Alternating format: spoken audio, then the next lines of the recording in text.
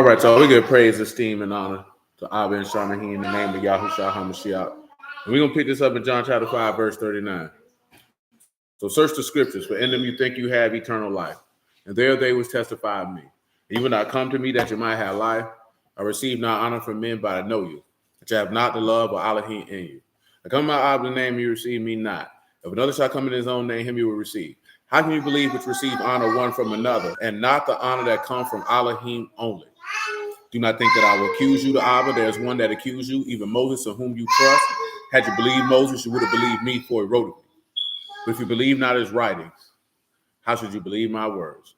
So all esteem and praise the Abba and Shamaim in the name of Yahushua HaMashiach. Proverbs 13 and 12. Hope deferred makes the heart sick, but when the desire comes, it is as a tree of life. Shalom, Brother Reynolds, man. Proverbs 27, 18. He that keep the fig tree shall eat the fruit thereof. He that wait on his master shall be honored. Shalom, Jay. So let's come on. We start what in Deuteronomy 20. So now we get into more particular specifics as it pertains to the tree of life. God bless Brother Langford. So let's hit the Deuteronomy 20. What that was? What verse that was? 18. Let's just come and bring that back on the plate, man. Deuteronomy 20 and 18. And it's going to make us have to go back and talk about that fig tree. Matter of fact, let's do that now. Shalom, Brother Marcus, man. What that is? That Luke 11 with the fig tree, man. I think that's Luke 11 with the fig tree, man. Get that Luke 11, man. Deuteronomy 20, man. Verse 19. That Luke 11, is that Luke 13 with the fig tree, man? We need the fig tree right now, man. Y'all remember when we talked about that fig tree a little while ago, man? We need to talk about it again in relation to what we were just talking about the other day. That is not what we need. I'm not on point. That's my fault. I got you. Just be easy, baby. I got you. Yeah. I was right the first time. Luke 13 and 6. Luke 13 and 6, man. Talk to him. He spake also this parable. A certain had a fig tree planted in his vineyard. He had a what? A fig tree planted in his vineyard. What about it? And he came and sought fruit thereon and found none. He sought what on it? Fruit thereon and found none. What happened? Then said he unto the dresser of the vineyard, behold, these 3 years I come seeking fruit on this fig tree and find none. And find what? Find none. And find what? Find none. Come on with it. Cut it down. Why? Do what with it? Cut it down. Do what with it? Cut it down. What else? Why cumber it to the ground? Mm-hmm. And he answering said unto him, Master, let it alone this year also, till I shall dig about it in dung.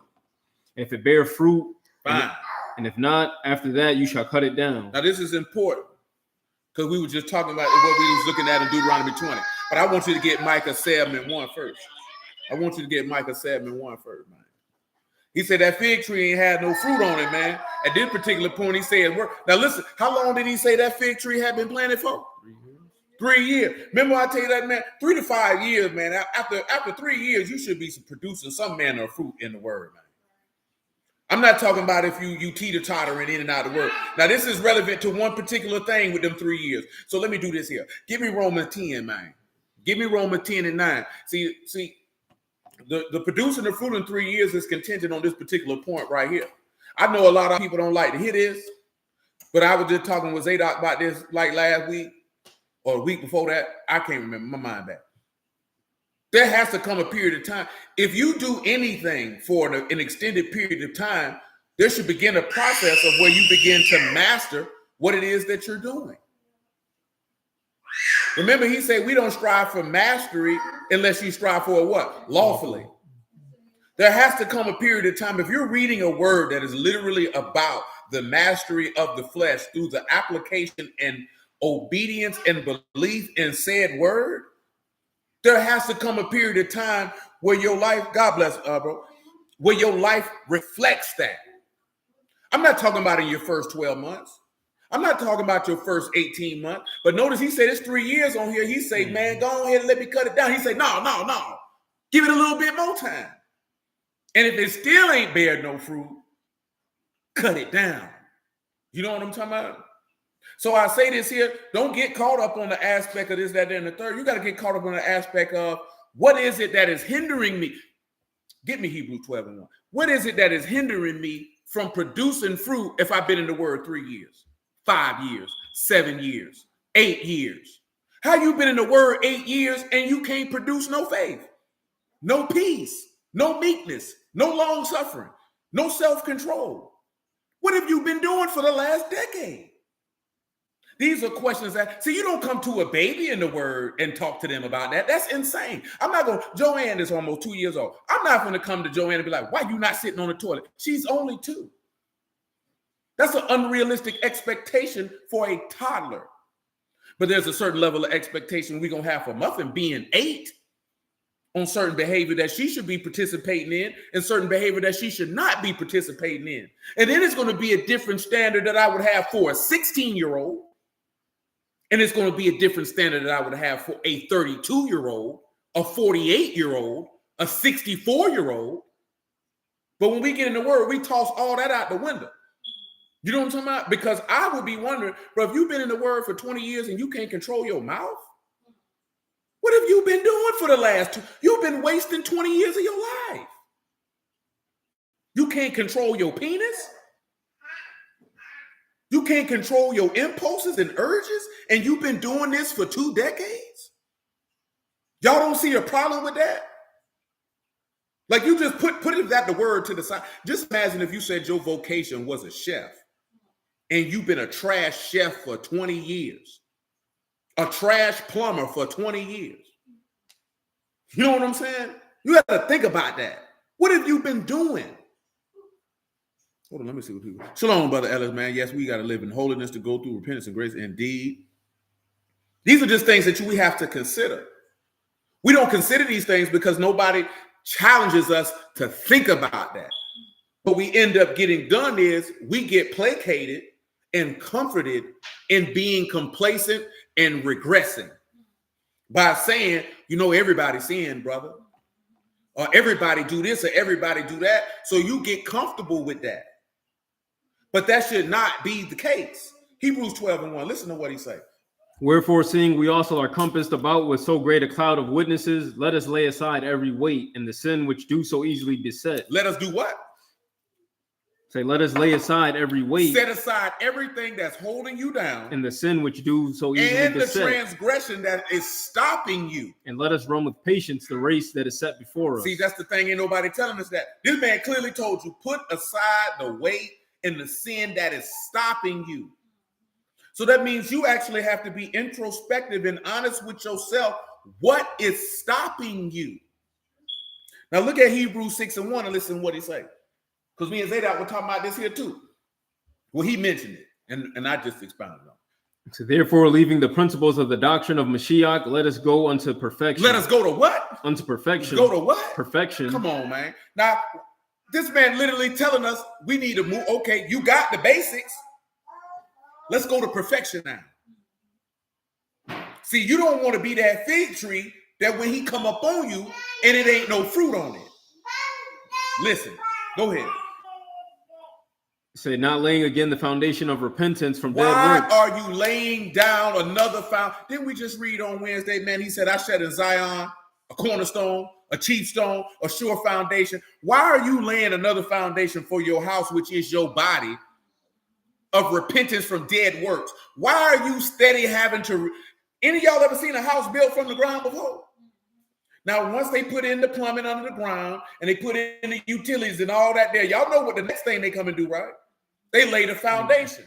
When you build a house, they don't tear up the foundation and lay another one after the house been built. So you mean to tell me you done came, you say you repented, and you keep having to lay the foundation from repenting from what you know bring death? That's retarded. And it's not retarded from the aspect of having weakness of the flesh. It's retarded because you're not grown enough and honest with yourself enough to combat and confront what it is that is having you ensnared, because you either don't want to stop doing it or you too proud to say, I have an issue, so somebody can give you the proper counsel and information so that you might can overcome. You know what I'm saying? That's it. I've been told all this stuff. You got to start putting that stuff to the side, man. What? Let me tell you something. You want to be known for the nigga who pretending and sinning, or you want to be? It was a brother on that on Zadok's stream, boy. This man don't know us. That man said, "Hey man, what can I do to help?" He said, "My faith weak, man. This man don't know these people on this stream. You don't know these people. You don't know neither one of us. I said, do you see how much strength it took for this man to do that? Most of y'all to walk around and be like, nah, I'm good. And you know you're going back home to beat your meat later. You know you finna go sit around here and tell lies, but you want to look a particular type of way. Some of y'all know your faith ain't that strong. How many years have I been telling you it's okay if your faith is weak? How many times do them people say that look at the master and say, Master, increase my faith? It's okay. The fact that you can acknowledge it means you want to overcome it. See, when you hiding it, that means you don't want to eat it. You want to stay like that. And you can go to hell like that. You know what I'm talking about? And the thing is, the Hebrews not going to tell you that. They're going to walk around and let you think you good. You not good. You not good. See, nigga come across somebody like me and they thinking I'm being this here, man, that brother this here. Hey, man, like I told y'all Wednesday. Man, nobody don't need to know you to pull your coattail to the side and tell you, hey, man, you slacking. Turn up. See, most of y'all ain't used to that because you don't really love nobody. You know what I'm talking about? You ain't got no love. I'm talking about, man, when you got love in you, man, you don't give a damn about nobody checking you when you know they right. You ain't got to be like, you ain't my mama. I don't know you. Who are you to tell me that? When you got love in you, you already know this nigga got to love me because he loved me enough to come over here knowing he don't know me. He see me not on point of what I got going on. He say, hey, young blood, what you got going on? What are you doing? I done had that happen as a jit, not just me, Dolo, but nigga like, nigga, what are you doing? Like, nigga literally pulling you to the side like, yo, nigga, what are you doing? Nigga, you dumb? You know what I'm talking about? I ain't know this man like that. But see, the reason why I could do that is because I had older people who I knew and didn't really know who would put me up on game. When people love you, man, you know when somebody telling you, like I told y'all that time, man, when I was working at Lee's Chicken, man, and that dude came to tell me like this, the girl I was messing with at the time, I'm like 19, she was getting on my nerve. Now, he was giving me some good game. The difference was I already had that game. You know what I'm talking about?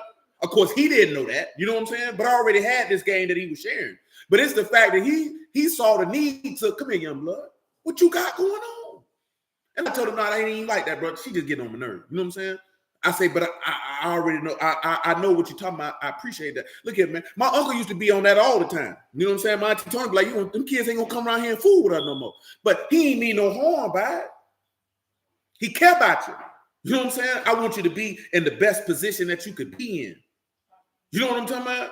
See, a lot of us, you don't want to be in the best position that you want to be in. So that's why you don't want nobody telling you nothing. You know what I'm talking about?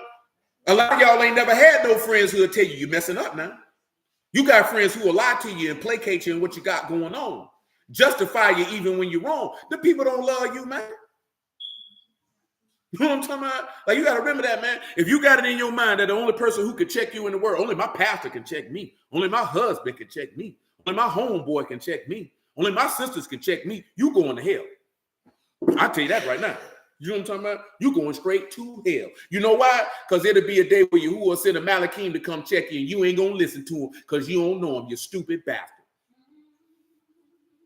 And when I say bastard, I mean bastard in the sense that you're not a son or daughter of the living Elohim. That's why I said bastard. Because anybody who's without chastisement is not a son, but a bastard. Ain't that what the word say? That's why I said that. And you're stupid because you know the truth and you rather roll with a lie. That's what make you stupid. You know what I'm saying? But see, some people like, you can't be preaching, calling people stupid, lying to me. The Lord called the apostle stupid. I don't know what you got going on with that. Shalom, my G. These 12 men he picked, no, 11 men at that particular time. These 11 men he picked, he looked them dead in the face and called them stupid and slow of heart for not believing what the book said. You know what I'm talking about? See, you got to get out your feelings if you want to be better.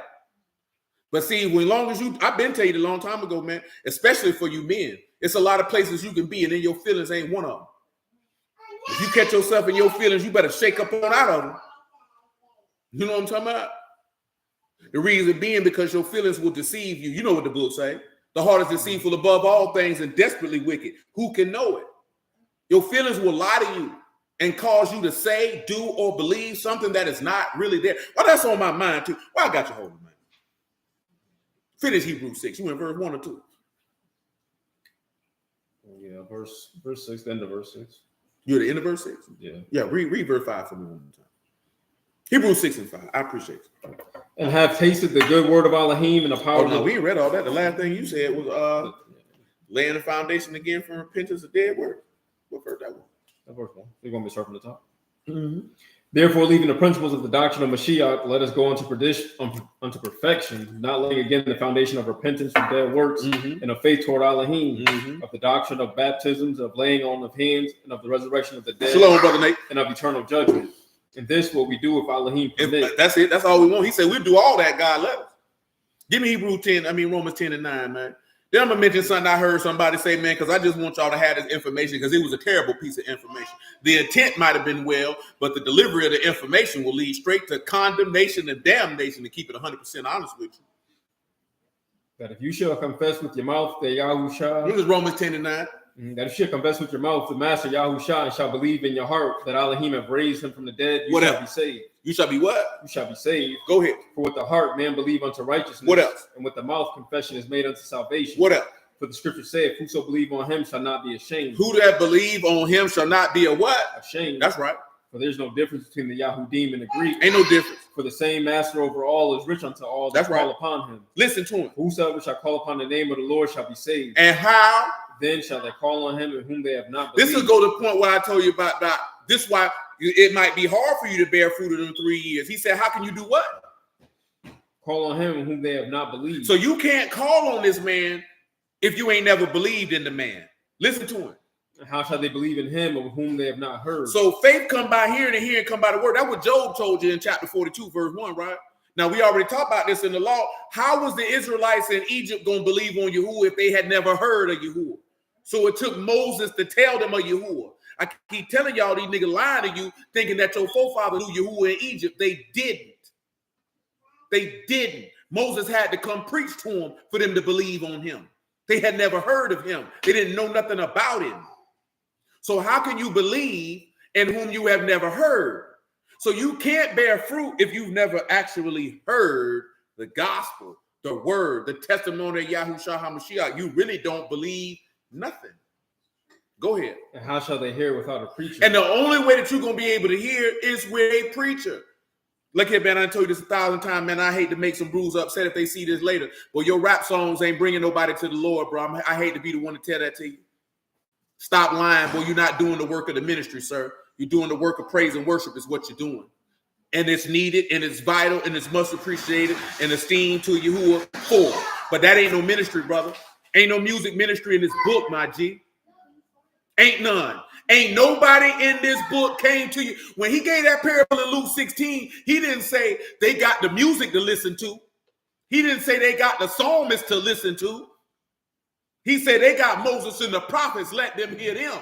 He said if they won't hear Moses and the prophets, they won't be persuaded if one raised from the dead. You can only be saved by the word. You can't get the understanding of salvation from no song, my G. It's too much information in the text to think you're going to save somebody with a song, bro. Then on top of that, you ain't got enough common sense to know the songs is for believers. The songs is not for unbelievers. How can somebody who don't believe in Yahuwah get to Yahuwah through a record? You know what that is? That's our pride and that's our arrogance to believe that we can do this outside the way that the man ordained. That's what that is. And I'm not saying this because I'm no preacher. I'm saying it because this is what the book say. This is not my personal opinion. Because personally, I wouldn't care. But I can't tell you, oh yeah, brother, put them songs out there and win souls. I can't tell you that because then I'd be lying.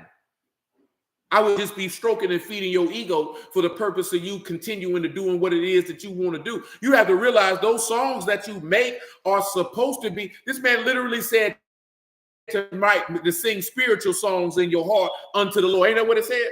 So that means that's for people who already believe. So that means you should be sitting back paying attention that those songs give strength to the saints. But you don't care about strengthening the saints. You just want to seem like, look at me, I'm bringing people in. You old Saul type nigga.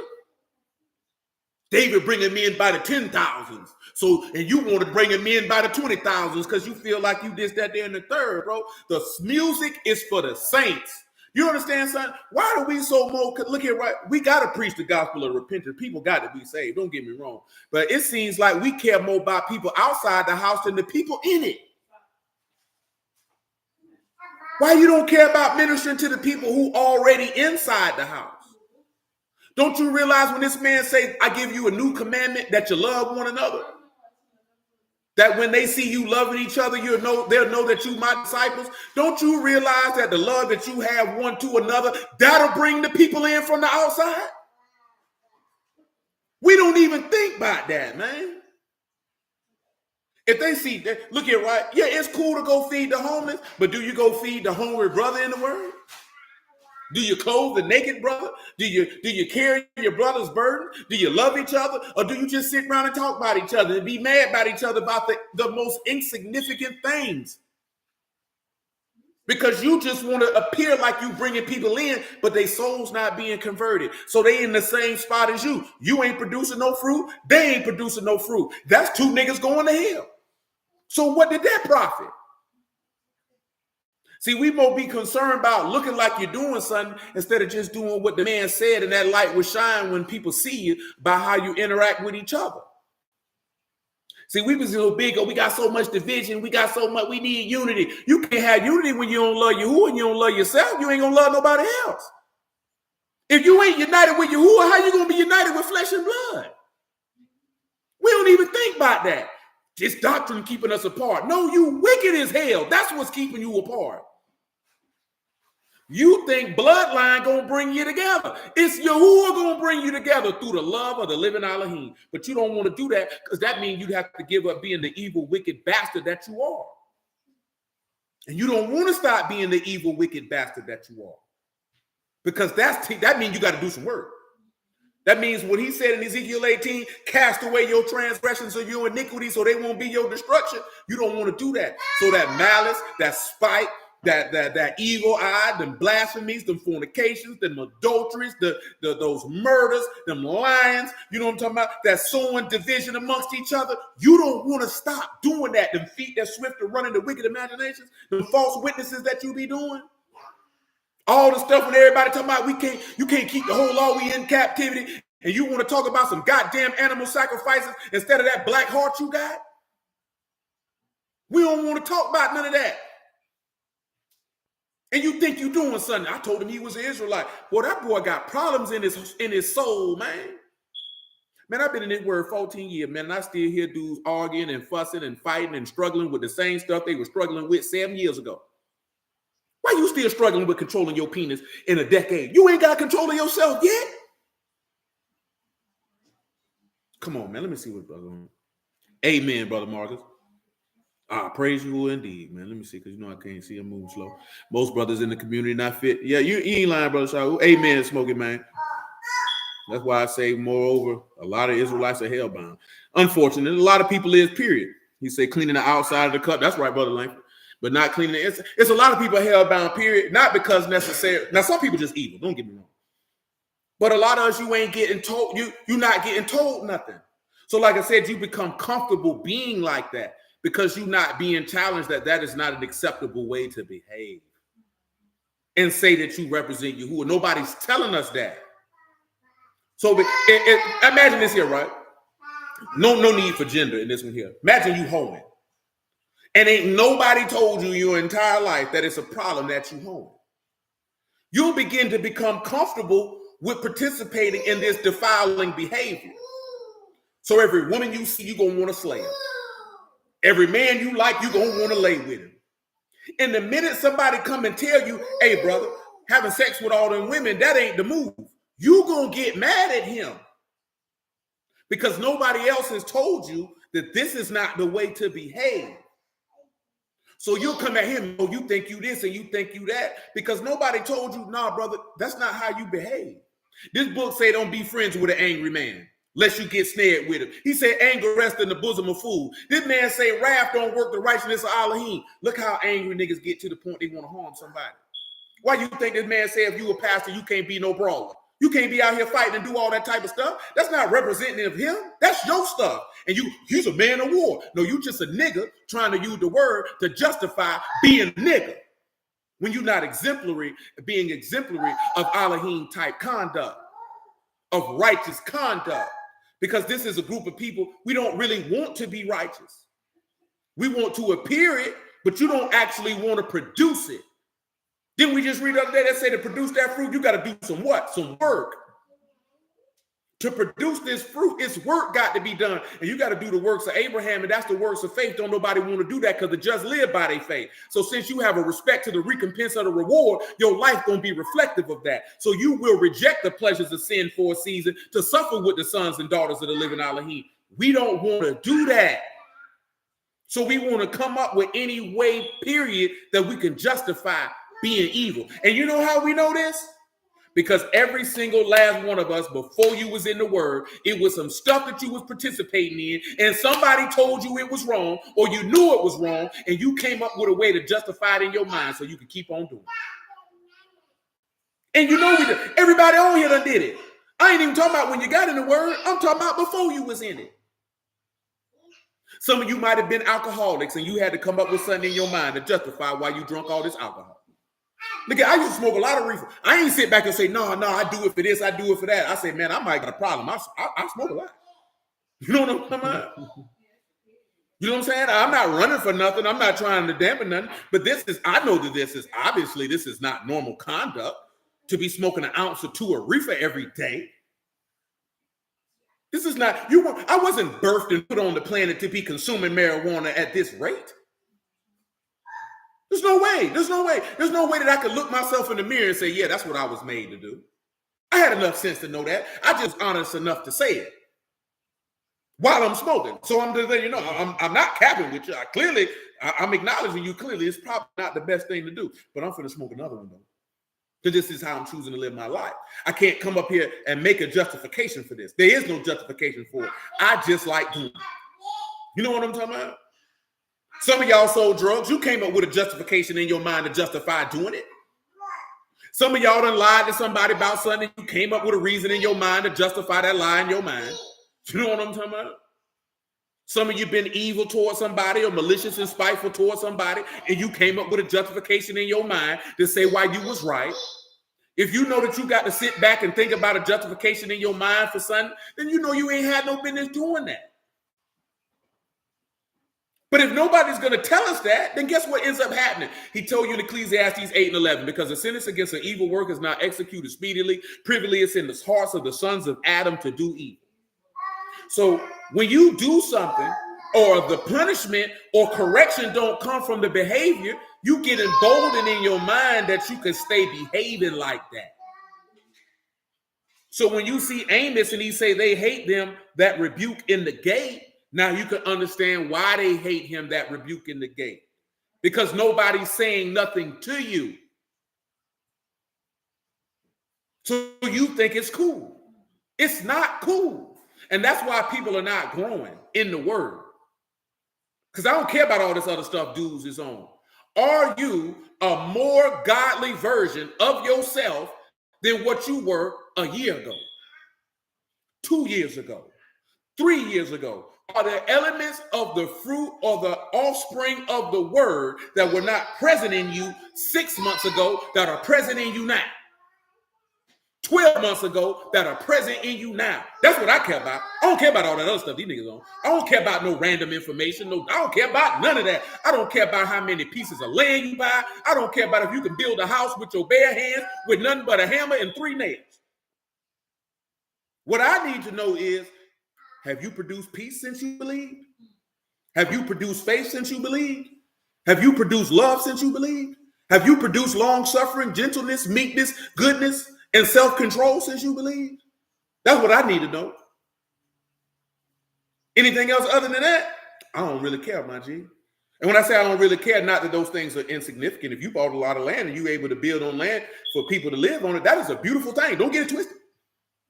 I just don't care about that above what I stated before that.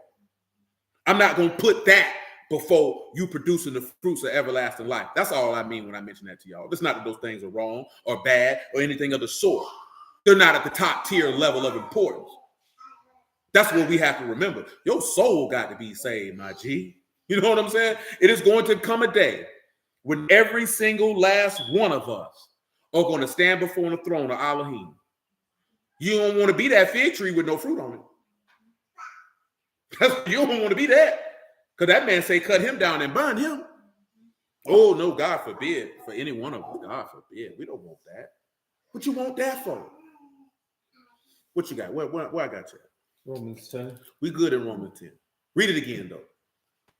Say, how then shall they call on him of whom they have not believed? And how shall they believe in him of whom they have not heard? How shall they hear without a preacher? Amen, shall we?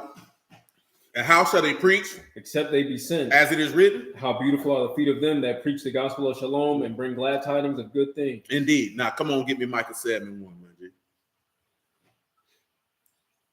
I'll be honest. Hold on. I'll be honest with some of y'all. Most of y'all ain't produced the fruit that you desire to produce. Not necessarily because you just are incapable of doing so, but that you consume too much bad information that you didn't get the proper seed that would be able to germinate in your heart to produce the fruit that you desire to produce. Sometimes it ain't you, it's the information you're getting, because the information you're getting, that's not the seed. So you're never going to be able to produce what it is that you're looking for. Now, some of y'all done had the proper seed, and it's just that you're just not being honest with yourself in certain areas of where you may be struggling at, and you being extremely too difficult on yourself about it versus just talking about it, finding the root so we can cut the root off, and then those dead fruits will no longer manifest themselves. Because it's okay, you flesh and blood. We're all subject to like passions one to another. There's not a single solitary person on this stream, in this room, or on this clubhouse that is not subject to any of the like passions of the flesh. Not one of us. The issue is not the temptations, but the response to them. That's all. So then you have to sit back. We too grown to be talking about I'm triggered. You're too grown for that. Because if you're triggered, that means you still in your flesh, and that means another person got power over you. That means Satan can trigger you. And Satan shouldn't be able to trigger you. Because if you're talking about you being triggered, that means somebody is able to cause you to react in a carnal and negative fashion, which means in reality, you're giving your power over to the devil. And God forbid, as it say in the text, we've had many masters over us, but we only claim Yahuwah. So what it is you have to learn to have mastery over yourself to no longer allow him to have mastery over you. But it would take you to be humble enough in your own heart to say, you know what? I've allowed myself, others, and the adversary to have mastery over me. And now I give that mastery over to my maker, Yahuwah of hosts, and he will have mastery over me. That's all. It ain't hard. Let me see what my thing got. He said, I saw a woman in the word earlier say the fallen angels placed the tree of knowledge of good and evil in the garden. That's horrible. That's horrible. And that's just coming from bad information, Monte. You know what I'm saying? That's all. See, we make the stuff so difficult because people really want to come for you because you're doing X, Y, Z. See, I'm only going to come for you, Paul, if you've been in the word, you know better, and you still doing it. See, if you around here knocking women down and you've been in the word 5-6 years and you know you ain't supposed to be doing that, you absolutely right. I'm coming for your throat. What do you mean? Because at that point, you just evil, rebellious, disobedient, and all manner of things. But if you around here saying, hey, man, I struggle with this here, man, I don't feel my faith, this, that, that. Sometimes I get down to this happened to me when I was 12. Ain't nobody coming for you by that. Unless he's just a completely evil, no good bastard. You know what I'm saying? Because the objective is for you to overcome that. See, the problem is a lot of brews done came in the word and you done forgot that you a real person around real people. Do you know some people did not come from the most ideal living situations as a child, and they saw things that they ought not to have seen and heard things that they ought not to have heard? Do you not understand the type of effect that can have on a person's brain, and they carry that stuff with them? You don't understand that some people been beat on, whether it's by parents or by a man or by a woman. Do you understand that some people in this world have been sexually assaulted? Do you understand that there's been people who people talk to them like they was a dirty dog, cussed them out and called them all manner of names known under God? Do you understand that people here in the scene, people lose their life right before their eyes? Do you understand there's people around here, man, who in this world, man, that done lost a lot of friends? Do you understand what that do to your mindset if you 19, 20 years old and 5, 10, 15, 20 of your peers dead? You understand what that do to you? You understand some people lost their parents when they was young and they threw their whole life off course? We don't be thinking about none of that. You know why? Because you don't give a damn. But you want to talk about your who it is, your who it that, you want to run the word this and run the word that. You don't really care about these people, man. And you know how I know you don't care about these people? Because you didn't give a damn about people before you was in the word. So why you going to care about them when you get in it? You were looking down on, you know the craziest part I ain't never understand in life, man. Nigga go through the struggle and then think you was above the struggle with the same people who were going through the same things as you was. I can't, look at it, man. Because see, a lot of brews probably wouldn't like me. I don't give a damn. But this thing I know, right? All my homeboys ain't in the word. Some of my homeboys still sell dope. Some of my homeboys are murderers. You know what I'm talking about? Some of my homeboys are thieves and robbers. At least at one time, some of them might still be doing it. You know what I'm talking about? But at the same token, these are the lost souls that are in the death that if it be a possibility that you live justly and uprightly, maybe, see, we think if we run up on somebody and throw all this doctrine and information at them, they want to come to the word versus if you just live it and they be like, man, I know, bro, man, and bro been serving you who was strong for 10 years, man. And I know him. And I knew what he was doing and what he was before that. You don't even believe that'll work because you want to talk like a female. That's what's wrong with you. There's people going through things out here, man. Could you be able to sit down and bring life to a still picture to somebody to heal a heart? You got that type of ability. And when I say to have that type of ability, you don't have to be some trained type of professional. All you got to do is just have a genuine care for people. Could you do that with a total stranger who you don't even know? Or do you got to have some type of relationship with him to do it? You know what I'm talking about? You know what it's like for people to come and tell you their whole life story and you don't know them people. You know what I'm talking about? And they laying stuff on your lap and you like, well, shoot, what am I supposed to do with this? That's what people say, see, I'm an empath and I care people. You don't care people's stuff with you. You just trying to make yourself feel like you say you don't give a damn about them people. You know how you don't give a damn about them? I be trying to help. No, you don't. You just trying to find another way to play victim for yourself. You ain't sitting back and trying to help nobody work through nothing to give them a solution to heal, help with their pain. And that is true. And don't you realize it's a world of people out here in pain every day? And what we want to tell them, you know, we the people of the book, death to the white man. That's not healing their pain. That's not healing their pain. That man said that fruit of that tree of life bring health. He say the righteous are as a tree of life, and a wholesome tongue is as a tree of life. Wholesome tongue mean that bring healing. That means that the word that we speaking is supposed to be healing somebody. Man, we ain't healing nobody what we got going on out here, man. We ain't doing nothing but putting band-aids on stuff and people taking them band-aids off and picking them scabs out and the wound fresh. That's what we out here doing. It's unacceptable before God. I wouldn't care what you think, what you say about it. All you got to do is look at the people in the word and it's evident. Come on, bro. Woe is me, for I am it's as Micah 7:1. When they have gathered the summer fruits as the great gleanings of the vintage, no cluster to eat. My soul desired the first ripe fruit. That man said, I came out here looking for that summer fruit and I ain't have no cluster to eat. He said, I want that first ripe fruit. Tell him what that first ripe means one more time. Y'all remember? Praise you who are mother's room. That's Bikura. That's first ripe fig, early fig, first fruits. First fruits, man. He want that firstborn fruit, man. He want that firstborn fruit, man. That's what he looking for. He said, ain't none.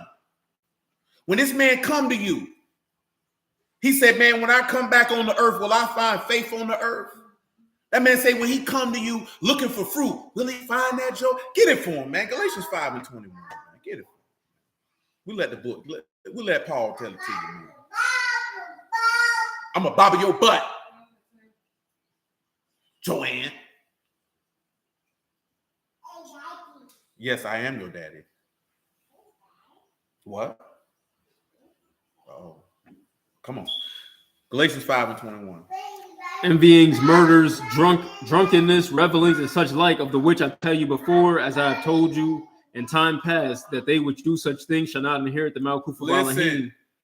But the fruit of the Ruach is love. It's what? Love. It's what? Love. And what else? Joy. And what else? Peace. And what else? Long suffering. And what else? Gentleness. And what else? Goodness. And what else? Faith. meekness, temperance. Against such there is no law. Do you realize there's two things mentioned in there that I told you that's your strength? And that was the joy and the faith. He told you to trust in Yahuwah forever, for trusting Yahuwah is everlasting strength. And he told you the joy of Yahuwah is your strength. So you get your might and your strength from faith and joy. We don't seem to have any of that. And you know why we don't have any of that? Because niggas is dramaed out. You like drama-filled conversations, drama-filled debate. The word is not for your entertainment. This is for your salvation. We done forgotten that. You understand? We done forgotten that. Did I tell you to get anything else to top myself? I don't believe so. Besides Deuteronomy, come on, Deuteronomy 20:19. Praise Yahuwah. We took the long road to a short plain, but there it is. Let Yahuwah be esteemed. It work out either way. Deuteronomy 20:19. So when you shall besiege a city a long time and making war against it to take it, you shall not destroy the trees thereof by forcing an axe against them. For you may eat of them. And you shall not cut them down. For the tree of the field is man's. Notice, right? By the Wednesday, right? Them trees in the garden, who was they for? Adam. Now, what he said don't do to that tree, right? He wanted to cut that other tree down. And Luke, he said, don't cut it down. Give it some time. Why? Because the tree is for who? Man. And who was man made for? For Yahushua, correct? That way, say, don't cut it down. Listen to what he say, man, verse 20. Only the trees which you know that they not trees for meat, you shall destroy and cut them down. Paul, now go to John 15. Listen what the Lord said. I am the true vine, and my Abba is the husbandman. Every branch in me that bear not fruit, he take away. Every branch that it bear not what? Fruit, he take away. That means you ain't a tree for meat, so he gonna go ahead and get rid of you. Listen to him. Every that bear fruit, he purge it. But everyone that bear fruit, he gonna cause you to do what? Produce more fruit. That it may bring forth more fruit. So this is the thing. As long as you remember, he that keep the fig or guard the fig tree shall eat the fruit thereof. So as long as you guard peace, joy, long suffering, gentleness, goodness, how do you guard that? By guarding the actual word in your heart. Do you remember? I think it was Wednesday or Saturday. We read that in Psalms 40, right? What did it say? Let's get it for him. I do it again. It ain't gonna hurt nobody. Psalms 37, in fact. It ain't gonna hurt nobody. Let you be esteemed. Baby Joanne, what you talking about? Oh, y'all gotta forgive her because she gonna talk till she go to sleep. So the mouth of the righteous speak wisdom, and his tongue talk of judgment. The mouth of his righteous do what? Speak wisdom. So a righteous man's mouth would be giving you skill. What is wisdom? The fear of Yahuwah is the beginning of wisdom. So you would have the skill. What is fear? It's reverence. It's respect.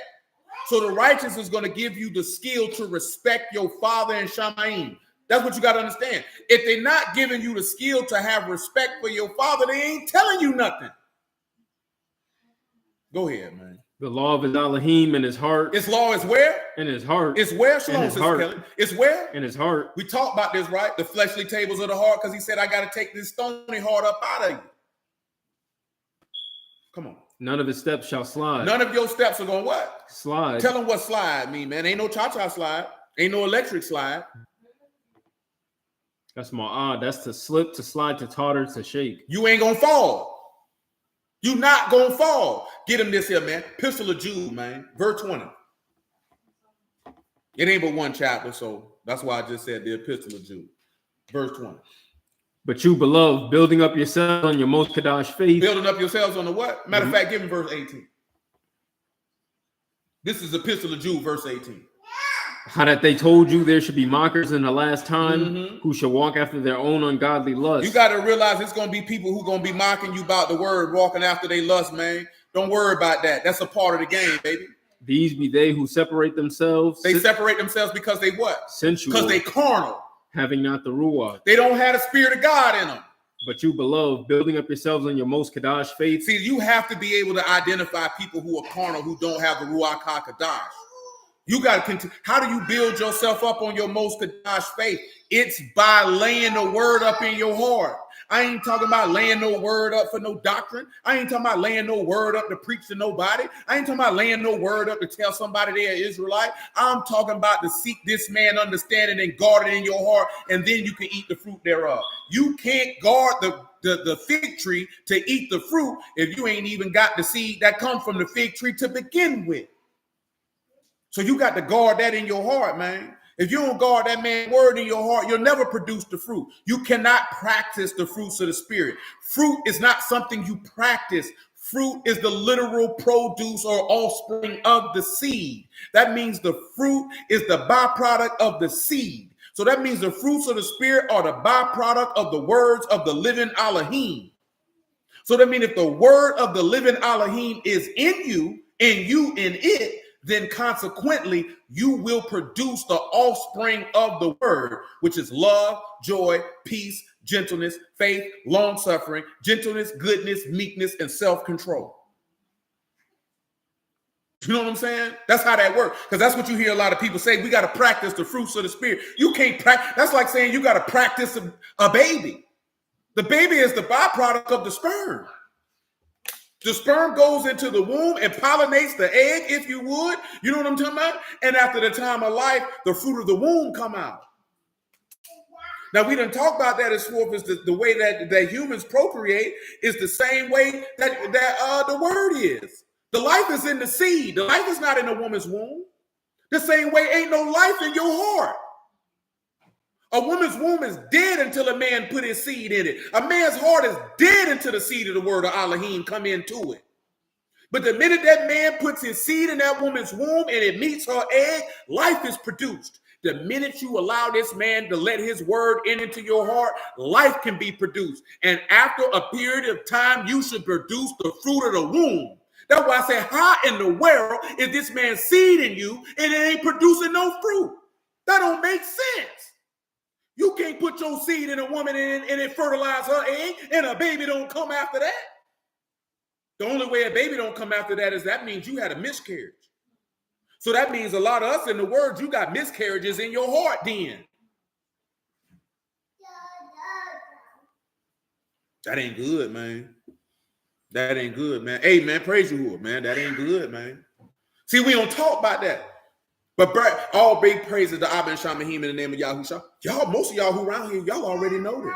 And it's not because that I'm great or we're great. It's because it's Elohim who is merciful and has given us understanding that we may know, understand, and believe. See, as the text say, this people heart, they show much love with their mouth, but their heart is far from me. And we think that was just in ancient times. Nigga, that's today. Praise you, Jay. Nigga, that is today, nigga. You niggas talking about Yahuwah this and Yahuwah that, and your heart ain't nowhere near that man. And you think you fooling somebody, but you ain't fooling nobody but yourself. You know what I'm talking about? Because a lie don't care who tell it, and a fake nigga don't care who he sell it to. You know what I'm talking about? And boy, I can't say you no lies, boy. That ain't in my DNA makeup without the word, boy. My daddy wasn't no buster. You know what I'm talking about? So I can't speak for nobody else.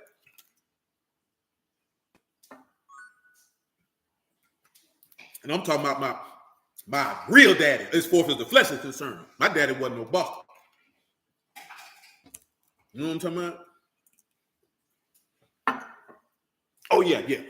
Let me tell y'all something too, man. I heard a dude say this here, man. Terrible piece of information. Let me handle this here before we proceed. Let me tell y'all something, man. Ain't no spirits in nobody causing them to behave in no type of way. This is what a brother was talking about. He was saying, you ain't fighting people, you fighting spirits. No, you fighting a nigga. Believe you me, you fighting a nigga.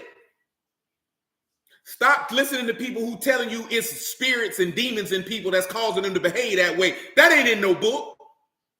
You can't go nowhere in no book where somebody had a demon or unclean spirit on them and it caused them to commit any sin or behave any type of way towards another person. And then you know how the nigga told on himself? He said, you're literally fighting extraterrestrial spirits. I said, I know this nigga jackass, because extraterrestrial mean earthly.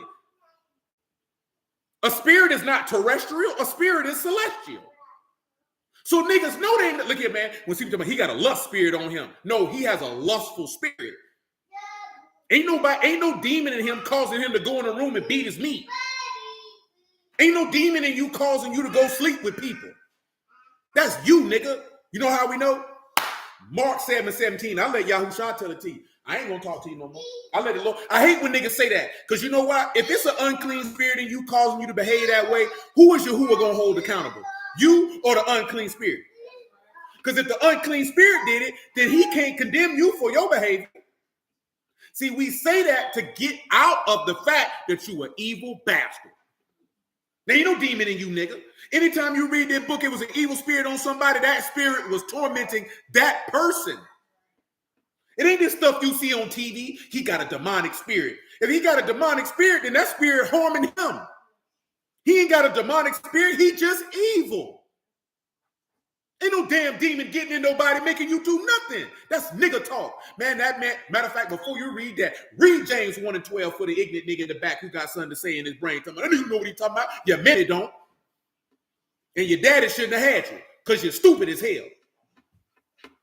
Come on, man. Baruch the man that endured temptation, for when he is tried, he shall receive the crown of life. He say, Baruch the man who do what? Endure temptation. Baruch the man who do what? Endure temptation. What did Yahushua tell you? He say what? Watching what? Lest you do what? Enter into temptation. For the Ruach is what? Willing, but the flesh is what? When he gave you that prayer, he say, pray to your father. What the thing he said he asked you to pray, told you to pray for? Lead us not into what? Temptation. Did he not, Paul, write in the epistle letter where there's temptation, he calls a what? An escape. Did not Peter write, he saying he made it and the godly escape from those who live in what? Error. No doggone demon in you, boy. When that man walked past and them demons seeing him, what they said? He said, boy, we know who you is. You Yahushua, the son of Elohim. They said, you come to torment us before the time. Didn't it say that them unclean spirits and the people caused them to foam out the mouth and throw themselves up against rocks? When Saul had an evil spirit, that spirit was tormenting the daylights out of Saul. The reason why I said in front of my mind, because people arguing about the Andre 3000, it's got demonic frequency. Ain't no goddamn demonic frequency, nigga. Ain't no music like, oh, that's going to make me act like a demon. No, you was a demon before you cut the record on. Anything to escape accountability for your sourness of conduct. You know how I know this? Nigga, I grew up listening to Scarface, nigga. This nigga had a song called Behold the White Sheep. This nigga talking about killing all types of people. Never once in my life did I think about killing somebody indiscriminately. Not one time. Never, not once. You know why you niggas influenced by that? Because you don't know who you are. So you want to be somebody that you're not. I just seen something with Larry King. I seen it before. Larry King asked Pat Williams, he said, if you could be anybody on the earth, who would you be? He said, nobody. See, the problem is everybody want to be somebody that they not. It's only one man you ought to be, and that's Yahushua HaMashiach. You don't want to be him. What you want to be another man for? See, we listen to these movies and you trying to act out because you don't know who you are. See, when you're solid in who you are, ain't no song influence you to do nothing. When he talk about these women, these Sukiana and all these other women, they influencing the girls to be sluts. No, they not. That girl was a slut before she cut the record on. All that woman doing in her music is reinforcing in her mind what she already want to be. You know why she want to be that? Because she don't know who she is. And see, it's not knowing that she's an Israelite is not going to change that. She doesn't know who she fundamentally is as a woman. She's not secure in herself as a woman. So therefore, a nigga who she never met in her life will influence her behavior from a 3-minute and 30-second song. That's what that is. You know what that really effectively is? A failure of your parents. Let me see what Stanley got on here. He said, you think people believe that because they're misunderstanding? Yes, I was going to head there because he did mention that. So I'm glad you said that. He did. Amen, Smokey, man. You know what I'm saying? That's what that is, man. I keep telling y'all, man, if you're resolute with the children and you love them and you teach them and you give them a sense of identity, they're not going to be influenced to want to be somebody they heard in a record. Do you understand? I'm not trying to be funny here or disrespectful. Do you understand how mentally weak you have to be influenced to be something you're not because of a song? Do you understand that? When you strip away your feelings about it and just be honest with yourself. I'm not talking about, okay, this was your favorite rapper. He had a particular haircut. You got that. I ain't talking about that. I'm talking about where you allow yourself fundamentally to want to take on a mindset that you do not possess. That is not you. That's not you. Now, I was in prison when this happened. I listened to a lot of rappers talk about selling dope. I did not start selling dope because of no rap song. You know what I'm talking about? Now, I was in prison when Jeezy was very, very popular. But I ran across some people and you could tell, you wanted to be young Jeezy, nigga? What What's wrong with you, boy? Now you sitting in prison looking like a damn fool because that wasn't really you. I remember I was telling my homeboy when I was on the road, man, I told him, I said, man, I ain't really got nothing to say because I go to government put crack on the street. And I know what they put crack on the street for. So for me being in here is doubly worse because I know better. No, I took a roll of the dice for a particular situation and circumstance, and I didn't have to roll that dice. Because at the end of the day, I'm not blaming Mr. Charlie. I know Mr. Charlie put the dope on the street, but I ain't have to sell it. See, that's what I was telling y'all last week, right? When we say things are hard or we don't have a choice. You know what I'm saying? Yeah, things are hard only because we don't like the choices that we have. You always have a choice. You just don't get to dictate the consequences from the choice. See, sometimes when you're faced with a choice, you don't like the outcome of the choices that's in front of you. But see, the key component about, let me tell you something, right? Usually when you're faced with a decision to make, and it's a very difficult decision, as far as what the outcome is going to be, it's because 9 times out of 10, you've probably placed yourself in a situation and circumstance that you ought not to be in. You know what I'm talking about? So when you find yourself and you like, dang, this nigga beating on me, 9 times 10 is because you've seen that this is not the caliber of man that you should have been dealing with. But now you allowed yourself to be intertwined, and now you feel like I can't leave now because you're looking at the outcome of what can happen if you leave instead of looking at the outcome of what can happen if you stay. It's the same token when you sit back and you look at poverty. Poverty make niggas make hard choices because you're broke. Now, the hard outcome is you could stay broke until you find something that is legal and positive to make some money, or you can make this decision to make this money now and deal with the fallout that could come from that, which is the penitentiary or losing your life. You know what I'm saying? This is the choice that you got to make, and you have to understand that with each choice that you make, what are the consequences of that choice, whether they be positive or whether they be negative. And a lot of times when we look at a choice and we don't like what we see that outcome from that choice is going to be, we say, oh, we didn't have a choice. Oh, you had a choice, you just didn't like your choices. You know what I'm talking about? Sometimes you got to make that hard decision and just live with it. He said they thought they were Mr. 17.5. He said, that's what I be saying. Music can't influence you when you know who you are. Absolutely not. A lot of us don't know who we are. See, we like to blame it on, okay, do they program people? Are they intentionally influencing people with ungodly conduct for you to behave and live in a certain type of way? Absolutely. That's undeniable.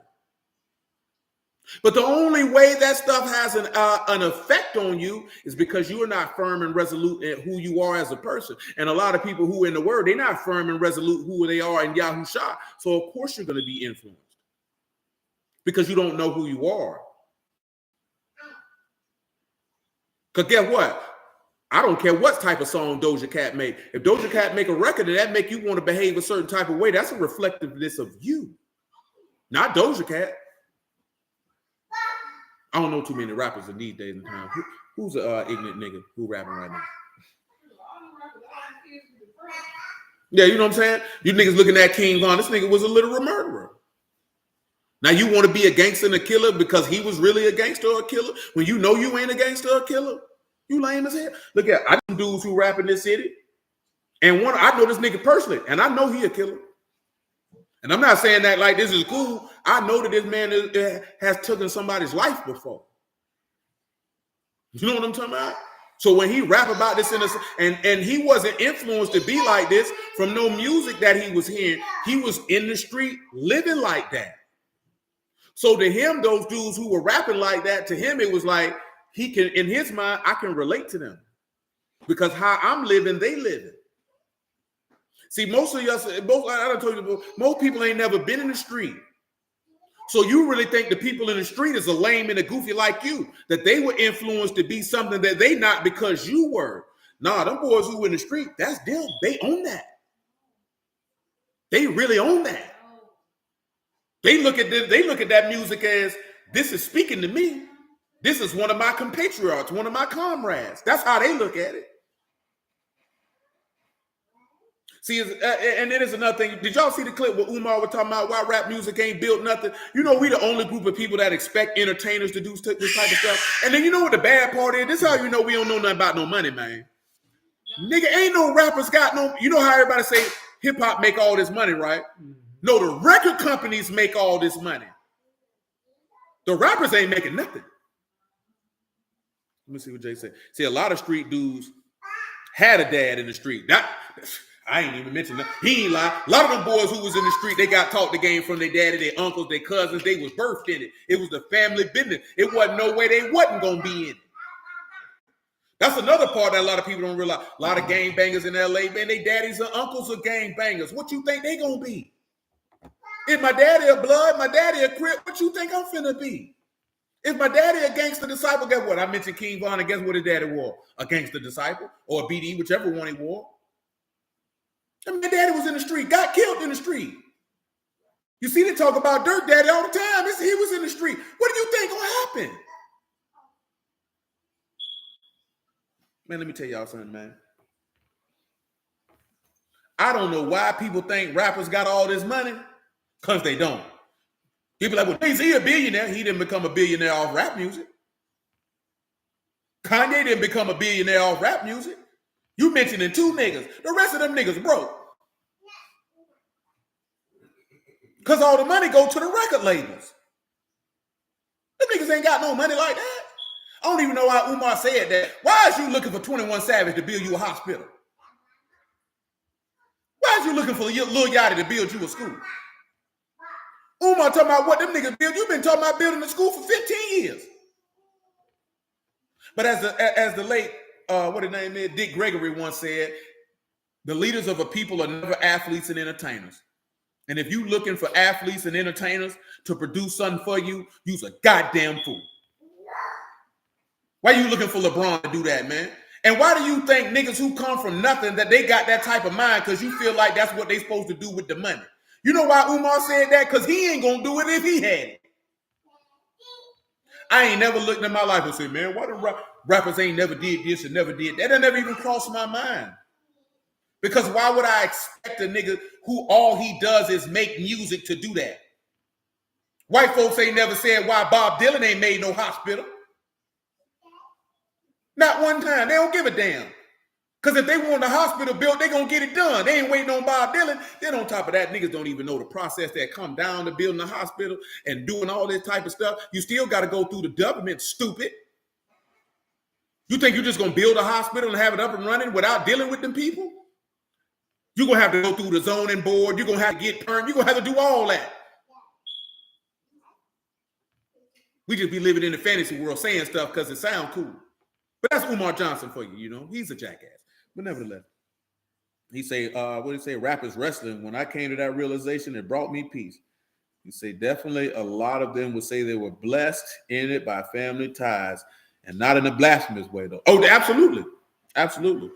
And I mean, I understand that. You know what I'm talking about? Just from being around people, man, if your daddy was in the street, you don't see nothing wrong with it.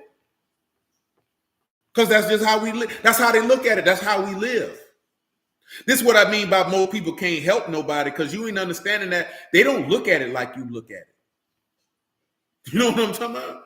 They look at it as this is our way of life. This is how we live. The same way if you was to go in an Amish compound, them kids don't know nothing. Look here, right? This lady was mocking niggas in this group I'm in, talking about it was a holiday. You niggas are making all these posts. Y'all ain't got no family and all that. I told her, I said, baby, shoot, I don't celebrate Thanksgiving or no American holiday for that matter. This woman come back, I bet you don't celebrate marriage and you got baby mamas. I was like, damn, huh? Why so serious? You know what I'm saying? And then I told her like this here, like, you know what? The difference between me and you is, and I'm telling y'all this here too, man, when you want to cross brews with this here so you can let these people know, right? Because, you know, when you go out and about, guess what you're going to hear people say? Happy Thanksgiving. Did you have a good Thanksgiving? You know why people do that? Because the majority of people in America just automatically assume you keep it. The majority of people just automatically, they don't even have it in their mind that other people don't do that. And it's not out of any arrogance or pride, because everybody they're around, that's what they do.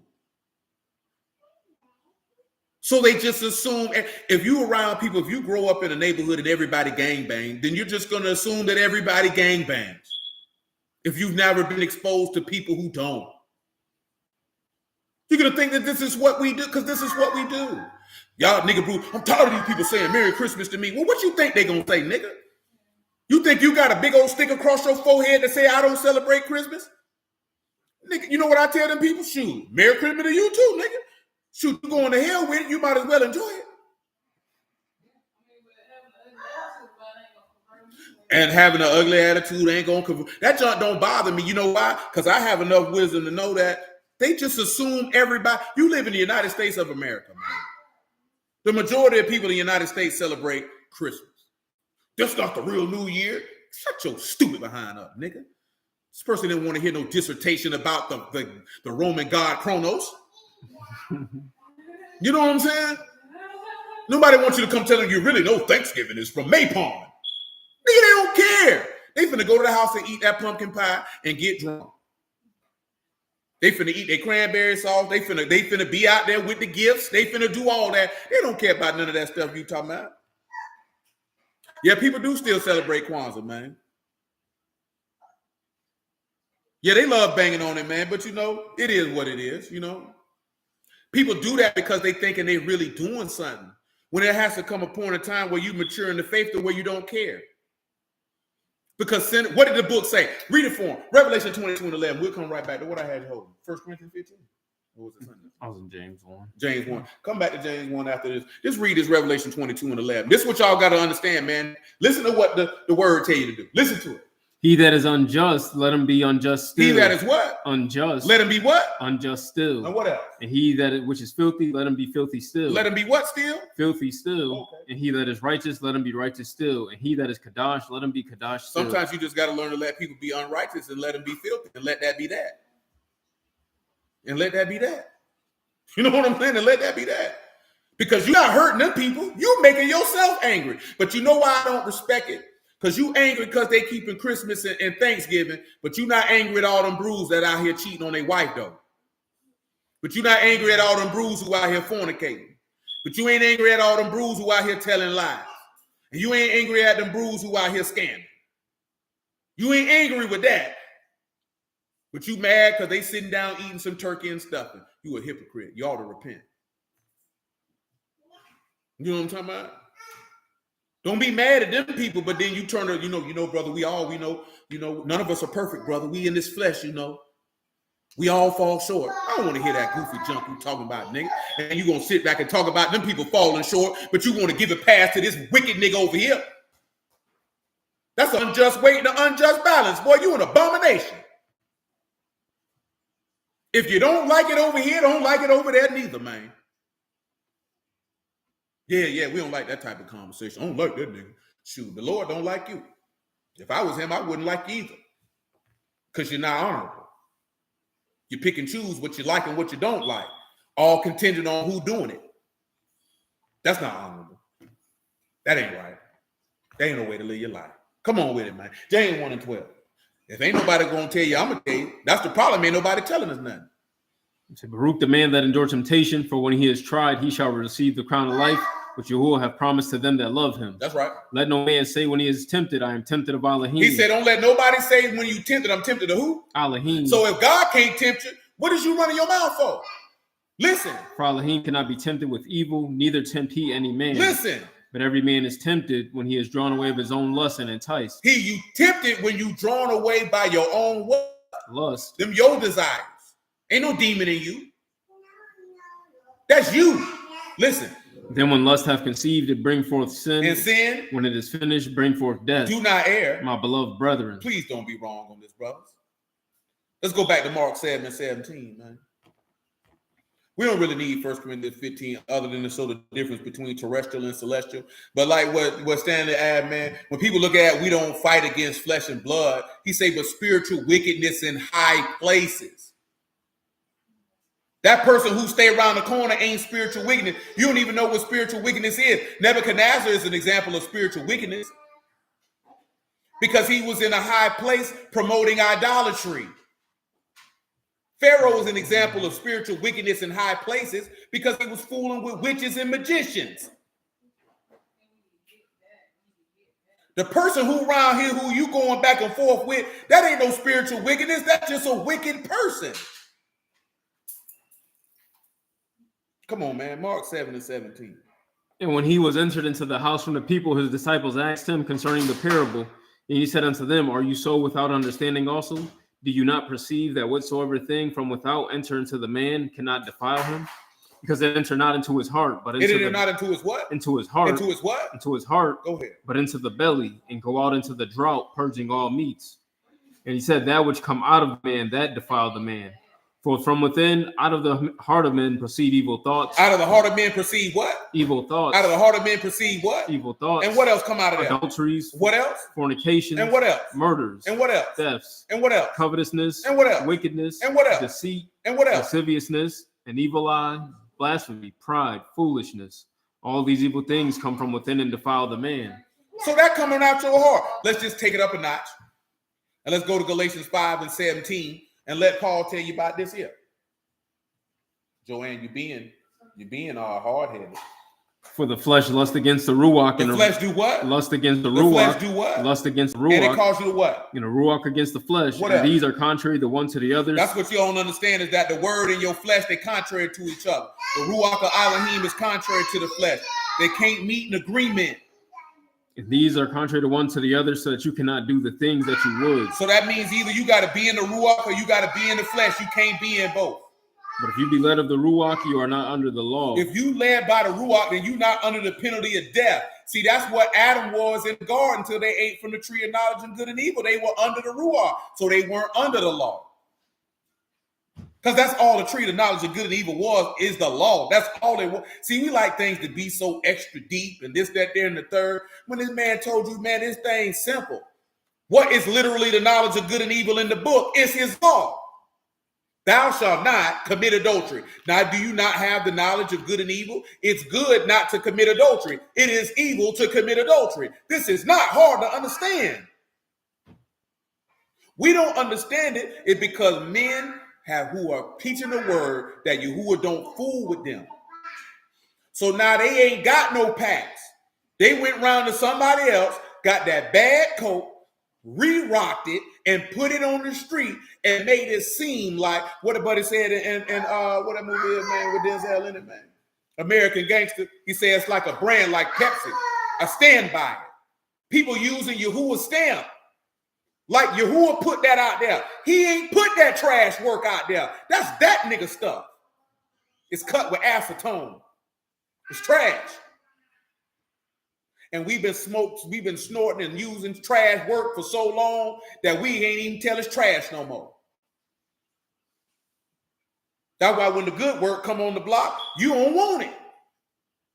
No, that's stuff that don't hit like that. No. We don't want none of that. Or the dudes who selling the trash work, they'll try to influence you to not go over there where the better work at. Because that's what the scribe said. If we leave them alone, we'll lose our place in nation. Because they don't care about you, they care about them. You know what I'm saying? I've been telling you for 11 years strong, man, you ain't supposed to be worrying about the preacher. You're supposed to be listening for the voice of the shepherd. That man's word is supposed to speak to your heart. That's what the book say. If you don't hear the voice of the shepherd speaking to your heart, that ain't the word of Yahuwah. Move on. You don't sit there and keep listening to them because they black, because they telling people that they Israelites. You're not supposed to sit there and keep listening to a man that you determine that Yahuwah ain't with. How dumb is that? Why are you sitting there still listening to him? Oh, he don't know what he's talking about, but he okay, brother. He might be okay, brother, but I'm not finna listen. Look here, man. We had a gentleman that used to roll with us, man. He said, I want to teach too. He said, but I don't know the word like that. I say, boy, it'd be a sunny day in hell before I let you come around here and teach these people. You can't look me in the face and say you want to teach, but you don't know the word like that, and I'm finna let you do it. Do you understand? I'm not making this up. This was a literal conversation. And this gentleman on here who know that I ain't lying, they were a part of that conversation. I'm like, there's absolutely no way on Yah's green earth that I'm finna let somebody come in here and sit before these people and teach them some word, and you look me dead in my face and say, I don't know no word like that. How you gonna teach something you don't know? And we feel like ain't no problem with it. I'm gonna teach it while I'm studying and growing in it. Nah, brother, just study and grow. And if it's time for you to teach, then Yahuwah set that up. You can't teach and you don't know what you're talking about. People's souls at stake. That tell me you care more about you than the people who you supposed to be serving, because you don't even care if you serving proper information. If somebody stood in front of you and say, yeah, man, they teaching you the word, and they say, I don't really know the word like that, brother, you gonna keep listening to them? Or you feel like because they've been doing it for a long time that make it better? I love myself, bro. I can't go out like that. Y'all can do what you want. I ain't going to hell like that. You know what I'm talking about? And that's on y'all. And I'm here to tell you, I've been telling you that Yahuwah got preachers everywhere. Let that be known. Let that be known. Let Abin Shamahim, Bahashem, Yahushua HaMashiach be esteemed. He got preachers everywhere. Let that be known. Just because they ain't popular don't mean they ain't out here. You know what I'm talking about? Just because you don't see them on every cut and corner on your social media streets don't mean they ain't out here. Because boy, Elohim got preachers everywhere. You better know that. They just not in the same supply as the bad ones. Remember, he told you the harvest is plentiful, but the laborers are few. That means all these people out here preaching can't work for God now. And if you think that, then you calling the book a lie. That man said they as sheep who have no shepherd. You think everybody who got a Bible in their hand, a YouTube channel, a clubhouse room, a social media account, you really think Yahuwah son them? So if you see 30,000 people with the word, you think Yahuwah son all 30,000? I ain't gonna lie to you, man. This is just my personal estimation. I ain't got no book for this. This is my personal estimation. I don't know how many people was in Jerusalem when Yahushua was walking, but they say, boy, it was only 120 men on top of the 11 that were left over that they had to pick from to make a new apostle. Now you do the numbers on that, because I would be willing to wager that it probably had to be a good almost maybe 5, 6, 7, 800,000 men might have lived in Jerusalem at that time. And it was only 131 men that had the opportunity to be an apostle. Oh, that's a small number right there, my G. Even if we would just say it was 100,000 men in the whole land of Yasharal, man. 131 men out of 100,000. Well, that ain't even 1%. You know what I'm talking about? That ain't even 1%. I was finna say something else, and then praise be to Yahuwah. He put it in my mind about how many men there was in Acts when they was picking somebody to take Judas' place. I just don't know the exact number of people who were living in the land at the time, nor do I need to know. So that's irrelevant. You know what I'm talking about? But just to give you a slight understanding. When you look at on Pentecost, when the apostles was out there, it was only 12 of them. And they say it was devout Yahudim from everywhere. And it was only 12 men to preach that word. Come on, man. You really think this man got all these people out here, my G? 131 men. Let's make it even. Let's take it to the law and make it even realer. How many men came out of Egypt? 600,000, right? Mm-hmm. And who was the main one teaching them? 2. Moses and Aaron. You had 2. Not 22, not 2,200, not 22,000. 2. You know what I'm talking about? Man, this man don't fool with all these people, man. And guess what Bruce love to tell you? Every Hebrew man out here should be preaching the word. Stop lying. Stop telling people that. Yahuwah never said no stupid junk like that. See, like I said, and I have to reiterate this. When people hear me talk like this, they might think he just want people to listen to him. I don't care if you listen to me or not. You need to listen to Yahuwah. You don't need to listen to me. You know what I'm saying? I don't care. I'm not hurting for members. Don't nobody pay me.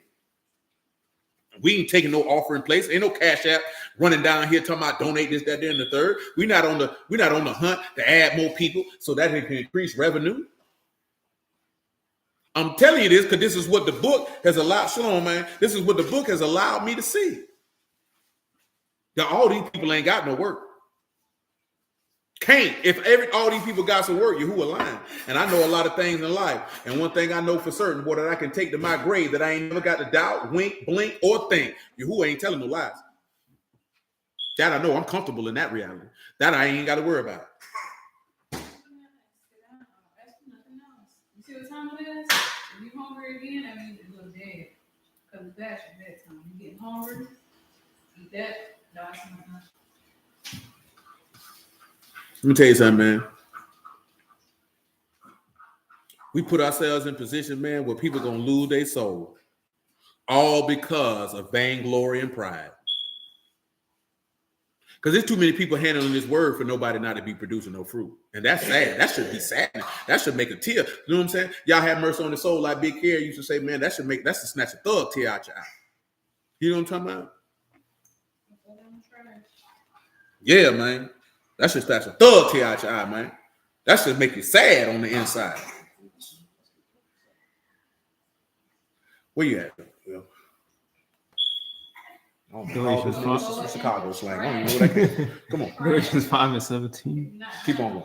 Galatians 5:17. For the flesh lusts against the ruach, and the ruach against the flesh, and these are contrary the one to the other, so that you cannot do the things that you would. That's right. But if you be led of the ruach, you are not under the law. Now the works of the flesh are manifest. What's the works of the flesh, sir? Adultery. So if somebody had committed adultery, that ain't no demon in you, boy.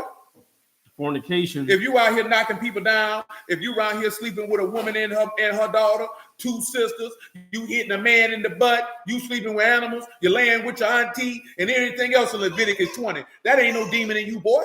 Uncleanness. If you're around here unclean in the spirit, that ain't no demon in you, boy. Lasciviousness. You around here lusting, that ain't no demon in you, boy. Idolatry. You around here covetous, worshiping other gods, putting things in your heart that's before God, that ain't no demon in you, boy. Witchcraft. You around here playing with witchcraft. Don't come in rebellion as this witchcraft. No, we talking about real witchcraft, boy. Hatred. You around here got hate in your heart? We already know if you hate your brother, you in death. You done passed from death unto life when you love the brethren. Oh, Cain looking boy. Come on. Got variance, emulations. You around here strifing? Wrath, strife, seditions, heresies. You rebelling? You teaching lies? Envyings, murders. You got envy in your heart? You hate your brother without cause? You the same as a murderer. Drunkenness. You like to get drunk? You always on that yak? Revelings and such alike. No, you like to banquet and party, huh? Of which I tell you before, as I've told you in time You ain't past. getting in the Malkuth for the living Elohim. Ain't no demon in you, boy. That's all you, my G. That's all you. But it's easier to pass it off to Satan. You know what I'm saying? I'm be honest with you. Clearly, a lot of us have been raised by men and women who had no accountability in life because therefore they never held you accountable as a child and as a preteen and as a young adult. And now you've grown up to the point that you do not hold yourself accountable, nor do you desire for anyone else to hold you accountable. So now you done picked up the word of the living Elohim, and now you want Satan to be accountable for your wicked heart. But Satan gonna look you in the face on Judgment Day and say, nigga, I ain't had nothing to do with that. The book says Satan ain't nothing but an adversary, a tempter, and an accuser. That's all he is. The works of the flesh. That's the works of the flesh. That's you. And instead of mortifying your members and putting your flesh to death, you want to blame it on Satan. Then turn around and say, we don't fight against flesh and blood. Yeah, you is. You fight against your flesh and blood and you getting whooped. That man is beating you like the man that Muhammad Ali beat up when he say, what's my name?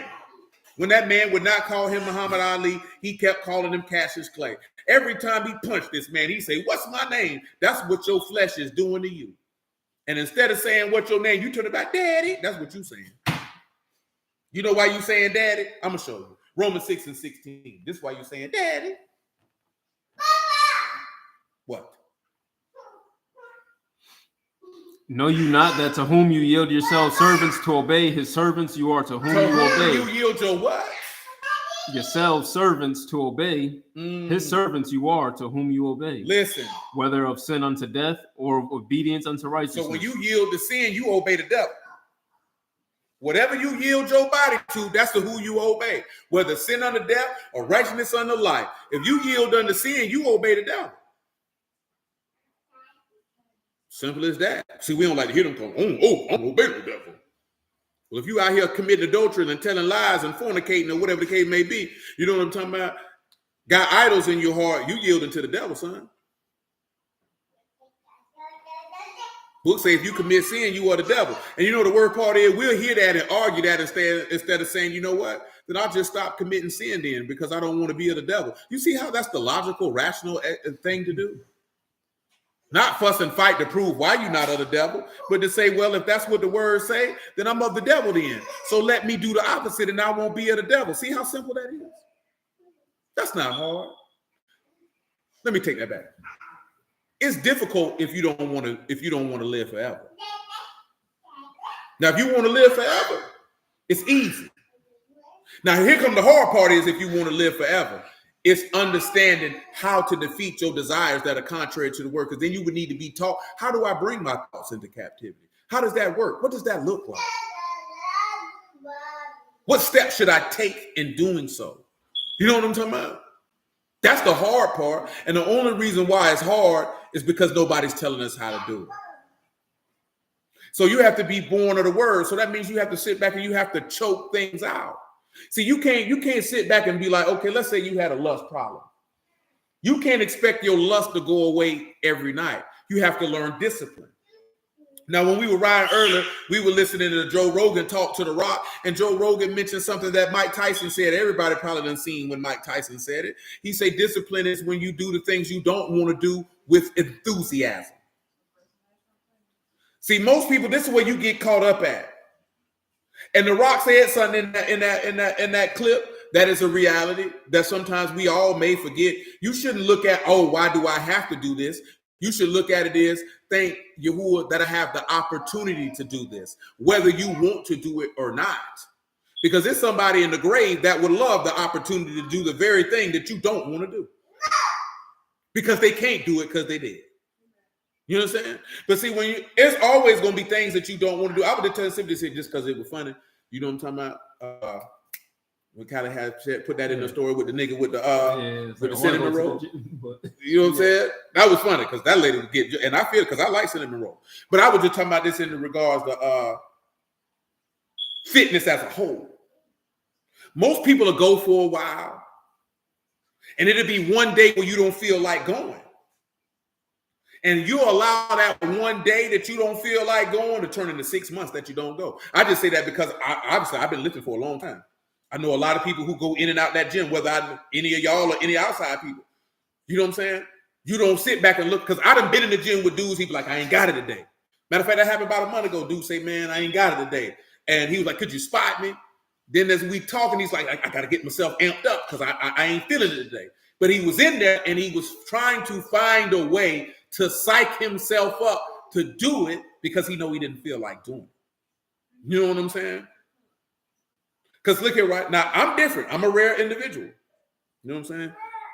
You say me. Now, see, I'm a rare individual. There are very few times that I don't want to go to the gym. I have some extreme shoulder pain right now. You know what I'm talking about? I'm still going to go. The only difference is I'm going to adjust what I'm doing. That means I'll take certain movements out. I'll lower the weight. You know what I'm talking about? But I'm still going to go. There's very few times where I done looked at it and was like, I don't feel like going to the gym today. I'm not going. You know what I'm saying? Or I don't even feel like going. I'd be ready to go. You know what I'm saying? But everybody's not like that, and that's cool. But if you knowing that you have an objective to achieve, you can't allow yourself to be like, okay, I don't feel like going, and then that bring a damper. You have to psych yourself up even more on the day you don't want to go. So that you go. And it's not just, I'm just using the gym as an example because that lady dancing in that thing was hilarious. You know what I'm talking about? She looked like she was very happy. You know what I'm talking about? But also you can look at that as if you hustling, it might be days I don't feel like going out here to drum up new business. I don't feel like doing this here. But you gotta do it. Because see, when you don't do it, that's how you're gonna fall into the trap of losers. Because losers only do things when they feel like doing it. Losers only do the things that they enjoy doing. Winners do it regardless. Winners are going to get up and they're going to push themselves and they're going to do the things they don't like doing. Matter of fact, the wisest thing to do is if you know it's things you don't like doing is to do them first. To go ahead and get them out the way when you're at the peak of your energy early in the day. Go and get that out the way. You know what I'm saying? See, it's been plenty of times we done came out, I don't feel like doing this crap. You know what I'm saying? Or we'd have been out there and them niggas be like, man, I don't feel it. Hey, it's got to get done. All that, look at, and they might be thinking, man, this nigga here crazy. I may not want to do it either, but it got to get done. Having the negativity and thought process of talking about what you don't want to do, I don't want to do this, all that's going to do is what we were just read the other day in Deuteronomy 20, right? It said if it's somebody be faint-hearted, leave them at the house. because all it's going to do is discourage the people around you. So I say that for yourself when you're an individual. If you sit back and you look at telling yourself, I don't want to do this, I don't feel, you're discouraging yourself. So what you're actually doing is you're taking strength away from yourself to do what it is that you need to do, because everything in life that you're going to need to do you're not always going to feel like doing it, and it's not always going to be fun. See, this is something that men should have been taught before you got out of high school. Everything in life ain't meant to be fun. Life ain't about having fun. When we seen that doggone grill, this nigga talking about we supposed to be living in the woods doing it. Who the hell told you that? We ain't supposed to be in the woods in tune with nature. Who never told you no junk like that? You know how many niggas I done heard say that? We supposed to be in the woods and one with the animals. Who told you that? What's wrong with you niggas?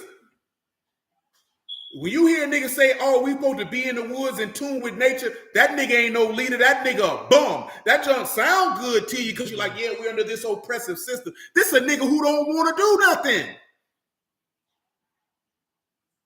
What type of man want to sit around laying in the woods washing his nuts? I'm just picking fruit off the tree. Get your goofy behind out of here. That's not a man who's going to build and accomplish anything. That's not a man who can be able to forge you through adversity.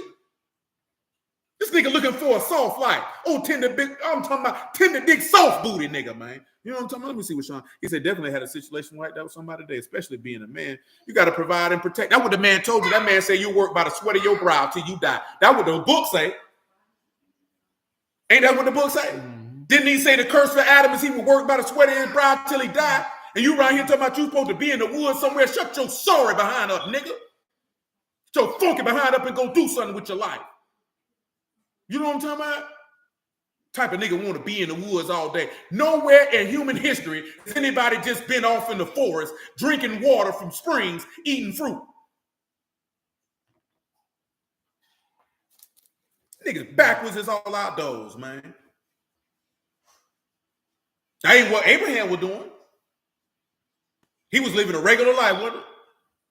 So I guess you better than Abraham then, huh? Abraham had to get out here and get it. He had to bust his gun to get it. Jacob had to bust his gun to get it. Your forefathers bust their gun to get it. I guess you better than Yahushua then, because when he was on this earth, he was a carpenter. He was busting his gun to get it. You want to be out here rubbing on your nipples with no shirt on the spring water. You better stop listening to them niggas. That's them niggas had you out there with Nature Boy.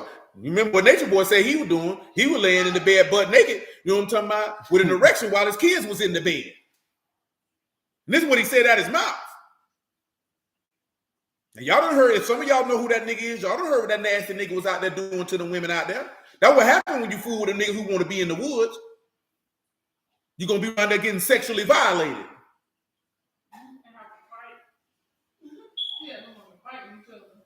Got these women around here fighting each other. Everybody musty. Fighting for an ugly nigga who telling lies. Ain't this about a funky? Come on, man. Where you at, man? Lord have mercy. I was Romans 6, bro. Yeah, we good in Romans 6 and 16, man. Where you at? What else I had to do? We come back to Deuteronomy 20, man. We need to do Proverbs 3 and get that out of the way. But Mark 7. We good on all the way around the board. So come on and read Proverbs 11 and 30, man. Yeah, he definitely was wild for that, man. My homegirl used to be cared about what he was teaching, but that she just didn't like the type of time. She just was intrigued by the whole situation. Let me just say that. You know what I'm saying? Not intrigued like she wanted to be a part of the movement. She just was like, she couldn't understand why people fool with this cat. You know what I mean? And some of the stuff that was going on. And she liked listening to some of the people's stories because she would share them all the time on the book. You know what I'm saying? About people giving their side of things that happen. Like we just been noticing all these boys getting hit with lawsuits. Nigga. We seen Marcellus Wiley got hit with a rape lawsuit. I ain't gonna lie to her. I said, man, that lady probably lying on Marcellus Wiley. But when we read that story, I think Marcellus Wiley raped that lady, boy. And if that nigga raped that lady, that nigga ought to go to jail. Bump a lawsuit. You know what I'm talking about? And the only reason why I say that is because it was a dean who made this statement in 2011. This sexual assault happened before 2011. The dean is dead. And she told the board at Columbia University that because that woman was from Africa, she might have confused what rape really was, and that she just might have had it misconstrued. And just because of that, that nigga raped that woman, boy. That statement right there, because they said the lady was a virgin. He told her, hey, just come through the dorm room. We gonna eat. We gonna do this here. And he said, I don't want no virgin. I ain't even got no condom. You know what I'm talking about? And then she say she was raped and all. It's just the information on it. I ain't gonna lie to you. I believe he raped that woman, bro. You know what I'm saying? Now with Puffy, we already know what Puffy did. Everybody know Puffy. And if y'all think he ordered them male prostitutes for Cassie, you smoking crack. Them male prostitutes was for him. You know what I'm talking about? You better know that. Them was for him. He might have sat there and watched her get ramrodded by a couple, but you better believe, boy, that guy, his freshness seal had been broken many a day before then. You know what I'm talking about? I ain't gonna say Puffy done for. You know what I'm talking about? It's just, hey, like you who would say, man, what you do in the dark and come to the light. Jimmy Iovine getting sued, but he ain't getting sued for rape. He getting sued because somebody said he touched him on the booty. You know what I'm talking about? Jamie Foxx just got hit with one. You know, they had that Me Too thing. They had a cycle. You know what I'm saying? I seen somebody say, oh, it's the Bill Cosby effect. And you know what's funny? Is that you'll believe that Puffy did all this stuff to these people, but you don't believe Bill Cosby did it. Why? Because it's Bill Cosby? You don't know Bill Cosby. You'll just assume Bill Cosby couldn't do something like that, but you'll just believe Puffy will do it. Why you can't believe both of them would do it? I know why you believe Puff would do it, because it's obvious that Puffy is a degenerate. You know what I'm talking about? I mean, this is obvious. You know what I'm talking about? Just the way he moved. When you look at a nigga and be like, when we gonna go shopping, daddy? And this, that, and the third. You already know this nigga's different. This nigga's extremely different. You know what I'm talking about? But nevertheless, yeah, you say, I mean, I don't even think most people know, Sean, that Abraham was a valiant man. I ain't gonna lie to you. You have to know something to forget it. The reason why I say I told y'all this years ago, most of y'all wasn't around when that jump was going on with Bill Cosby. You have to remember something. You don't know these people. You don't know these people. You say, oh yeah, I just seen that. It's a dude who played, I didn't read the story. I seen the notification. Josh Giddey, he ain't really well known. He played for the Oklahoma City Thunder. He getting investigated for being with an underage minor. It's a dude, I think he played for the Miami Marlins or some baseball team. I forget what team he was on. Very good player. He probably never going to play again because it was stories about him messing with underage minors in the Dominican. See, and this ain't got nothing to do with people being Satanists or this, that, and the third. There are a lot of men in this earth that have a strong proclivity to sexual degeneracy. You know what I'm saying? A lot. It's a lot of women who have it too, but we're not talking about the women right now. There are a lot of men on this earth that have strong proclivities to sexual degeneracy. You know what I'm talking about? I'm talking about strong. And you see these people on these TV shows and in these movies, and the only thing you want to do is have solidarity with them because they are black. And then you forget that you don't know William H. Cosby III. You don't know him personally. You don't know what he's into. You don't know what he's capable of. You don't know what he would do. All you know is William Cosby from William Huxtable from the TV show. You don't know him. Cliff Huxtable and William H. Cosby III are two different people. One is a fantasy and one is a real man. And you trying to equate Cliff Huxtable to the real man. You don't know him. That's why the book say don't put men above that which is written. You don't know Sean Combs. You don't know what he will do or what he wouldn't do. You don't know none of these people. See, you know what I look at when I think of the hypocrisy tip is you'll talk about how these people do Illuminati sacrifices and Illuminati sex rituals and all this, that, there, and the third. Then when they come out with some perverted stuff, no, he wouldn't do that. They're doing that to him because he's trying to buy NBC. I ought to slap you upside your head with a baseball bat, then hit you in your foot with a sledgehammer. Because you can't turn around and say these people are Illuminati, and then when some sexual stuff come up, oh, no, he wouldn't do that. How you know he wouldn't do it? You don't know this nigga. So you was in the bedroom with him? You hang out with him? I'm not saying these people lying on these men, and I ain't saying these people telling are not telling the truth? I don't know. I don't know these people. Everybody going crazy when Deshaun Watson got locked. Look at, he could have pulled his wee out on all them women. I don't know. I don't know this man. When I was telling you about I don't believe Michael Jackson molested them children, it's not because I know Michael Jackson. The proof was in the pudding that he didn't do it. But you know why you don't know that? Because most people never took the time to look at the evidence. You only see sound bites and clips on TV. The same way that if you actually looked at all the evidence against O.J. Simpson, there was no way in the world they should even brought this man to trial. Really, if you would have looked at all the evidence they had against Michael Jackson, there should have been no reason that he went to trial. These were circumstantial cases that people were just making something up and hoping that somebody would convict these men. That's what that was. Oh, you got to go look at the facts. Don't look at it to emotions. You know what I'm talking about?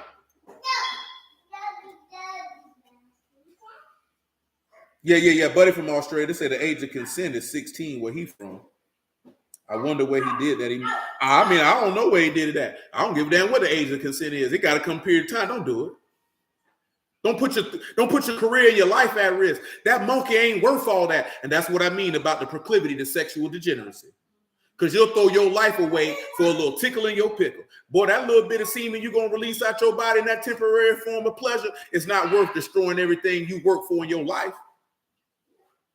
It ain't worth your soul, I can tell you that much. He said the level of open male homosexuality bear witness to that, definitely. All these sissy booty niggas walking around here, man. You just seen this nigga Dwayne Wade laying in the bed talking about when your breath stank. Squinching his face up looking like a freak hoe.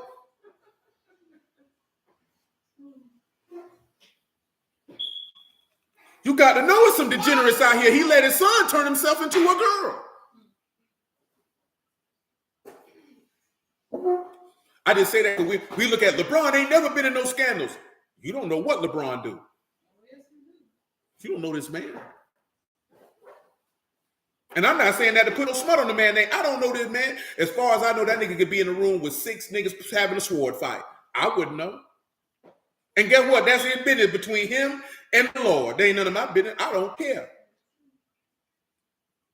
I wouldn't come out, oh, they lying on that man. How I know they lying on that man? I don't know what he into. I don't know that man. Now, see, it'd be different if somebody came up and said, man, I seen Civic with a sissy. Now, I said, now, I know you lying. You know what I'm talking about? No, I say that because I know this man. I know you lying. Look here, I know you lying. My nigga don't roll like that. It'll take me actually seeing it or him admitting to it to be like, well, I'll be damned. You know what I'm talking about? Then can't come up and be like, oh, man, I seen Monte go in the hotel room with 3 different hoes. I know you lying. You know what I'm saying? Like, that's when you know somebody and somebody say something that's outside of that person's character. Then you like to say, oh, I know you lying. I know you lying. You know what I'm talking about? I'm not even entertaining that. I ain't even entertaining that to the point that I'm going to repeat it to my homeboy because I know you lying. You know what I'm talking about? I'm going to straighten you for lying on my homeboy because I know this man. I know his character. A nigga just told me that the other day, you shouldn't vouch for nobody, not even your twin. You sound like a damn fool. If you know a man in her life and you around that man, you doggone right you supposed to vouch for him. If you can't vouch for your brother, that means you don't know the man. Somebody shouldn't be able to come up and tell you your brother doing X, Y, Z. You supposed to know this man's character well enough to, I know you lying. A lie don't care who tell it. You lying to me. You can't come to me and tell me my homeboy did X, Y, Z, and I'm just going to believe it because you said it, and I know this man, and it's outside the character of what I know him for? Or you're going to have to bring some evidence and proof for that, brother. Because your word ain't going to cut it. You know what I'm talking about? Straight up now, your word ain't going to cut it. Oh, no, sir. No, you can't do that. No, sir. You can't come to me with that. No, sir. You can't come to me with that. No, I know this man. That don't sound like him. I told y'all this, y'all have mercy on this old man. When JSO killed my nigga Otis, man, and them niggas were telling me the story, I said, that don't sound like Otis to me. I ain't never known him to behave like this. You know what I'm talking about? They say he got belligerent and did all this other type of stuff. I said, I've known this man since I was 14 years old. Boy, we went from 9th grade to graduation. Then he my homeboy first cousin, man. I known this man for a long time. I ain't never known him to act like this. Never. You know what I'm talking about? I said, boy, JSO lying. I don't care. Some boy, they'll take you who will tell me different. That's what we had a conversation with our homeboy. I said, yeah, they'll tell you who will tell me different. I said, that don't sound like him. No, that don't sound like him. That don't sound like nothing he would do. I ain't even known him to act like that. Ever. You know what I'm talking about? Yeah, you got to bring a witness. You got to bring a witness. You ain't gonna come tell me, oh man, such and such did this here. Okay, I ain't saying you're lying. I ain't saying you're telling the truth either. You know what I'm talking about? You're gonna have to bring some evidence with that there, man, because I don't know nothing about that. See, and I'm telling you this here, man, not just only because it's your people. The book tell you that, man. That's how you get caught up running behind false judgment, because somebody tell you something and you jumping up and running. You know what I'm talking about? That's what I really tell you. People like, well, Cassie said this here. Hey, man, I'm not saying she lying, but you just can't jump up and run behind that. That's not righteous. That's not what the godly do. You got to bring 2 to 3 witnesses. There's got to be some proof or some evidence about that. You just can't run behind something because somebody said something. Because then you're going to end up being made out to be a fool, and you can mess around and find yourself running behind a multitude to do evil and not even realize that that's what you're doing. So you can't be moved by that. Like some people be like this here, oh, your husband cheating on you, and you'll jump up and move. See, you a dummy. Because number one, you shouldn't even allow the words of another person to even move you to react in no type of way. Nor should you take the words of another person to go accuse somebody of something when you have no information or facts whatsoever. What you're supposed to do if somebody say, oh, your husband doing this here. Well, this is what we're going to do then. Say it to him while he's standing right here. Yeah, let's do that. Say it to him while he's standing right here. See, a lot of people don't want to do that one right there, man. Man, I'm going to tell you something, man. When I was in jail one time, man, it was a dude. I knew him from the street a little bit. And then there was another dude that my homeboy, fat boy, knew this nigga. The nigga who I knew, we were roommates. The nigga who my homeboy knew was telling my roommate that I was saying he wasn't getting no commissary money, this, that, and the third. He come back and tell me. Now, see, in certain situations in jail, you can get in a fight by that. You know what I'm saying? But because me and this nigga knew each other a little bit, and we knew similar people, his feelings was kind of hurt. So when he said it to me, I say, my nigga, I ain't saying no junk like that to this nigga. I say, matter of fact, let's go find this nigga, and I'll tell him he a liar to his face. When I told him that, he said, don't even worry about it, bro. You know what I'm saying? Because at that point, he knew I wasn't lying to him. You know what I'm saying? Because I ain't be like, no, I ain't no. I told him, no, go get that nigga. We confront that nigga because that nigga goddamn lie. You know what I'm talking about? See, now he did what he should have did because he like, nah, I ain't like this nigga saying this here. He ain't come at me no disrespectful or violent type stuff. He like came to me and man, like, hey man, this nigga saying this here. What's up with that? There's a way to handle it. I'm like, oh no. But as a friend, that's what you're supposed to do. You know why he did that? Not because he wanted to fight, because he valued the bond. He wanted to make sure, like, I know you ain't doing me like that. See, a lot of men, you don't know how to do that because you ain't really like this with people for real. So you'll let the words, see, when you got a bond with somebody saying something that this person said this or did this, it's not going to cause you to run all crazy to be accusatory and doing all this whole other extra stuff because the bond real. A nigga can't just come in and say anything to you and you just jump off the handle. You know what I'm talking about? You got to know how to deal things in a mature, adult, godly fashion at that. You understand?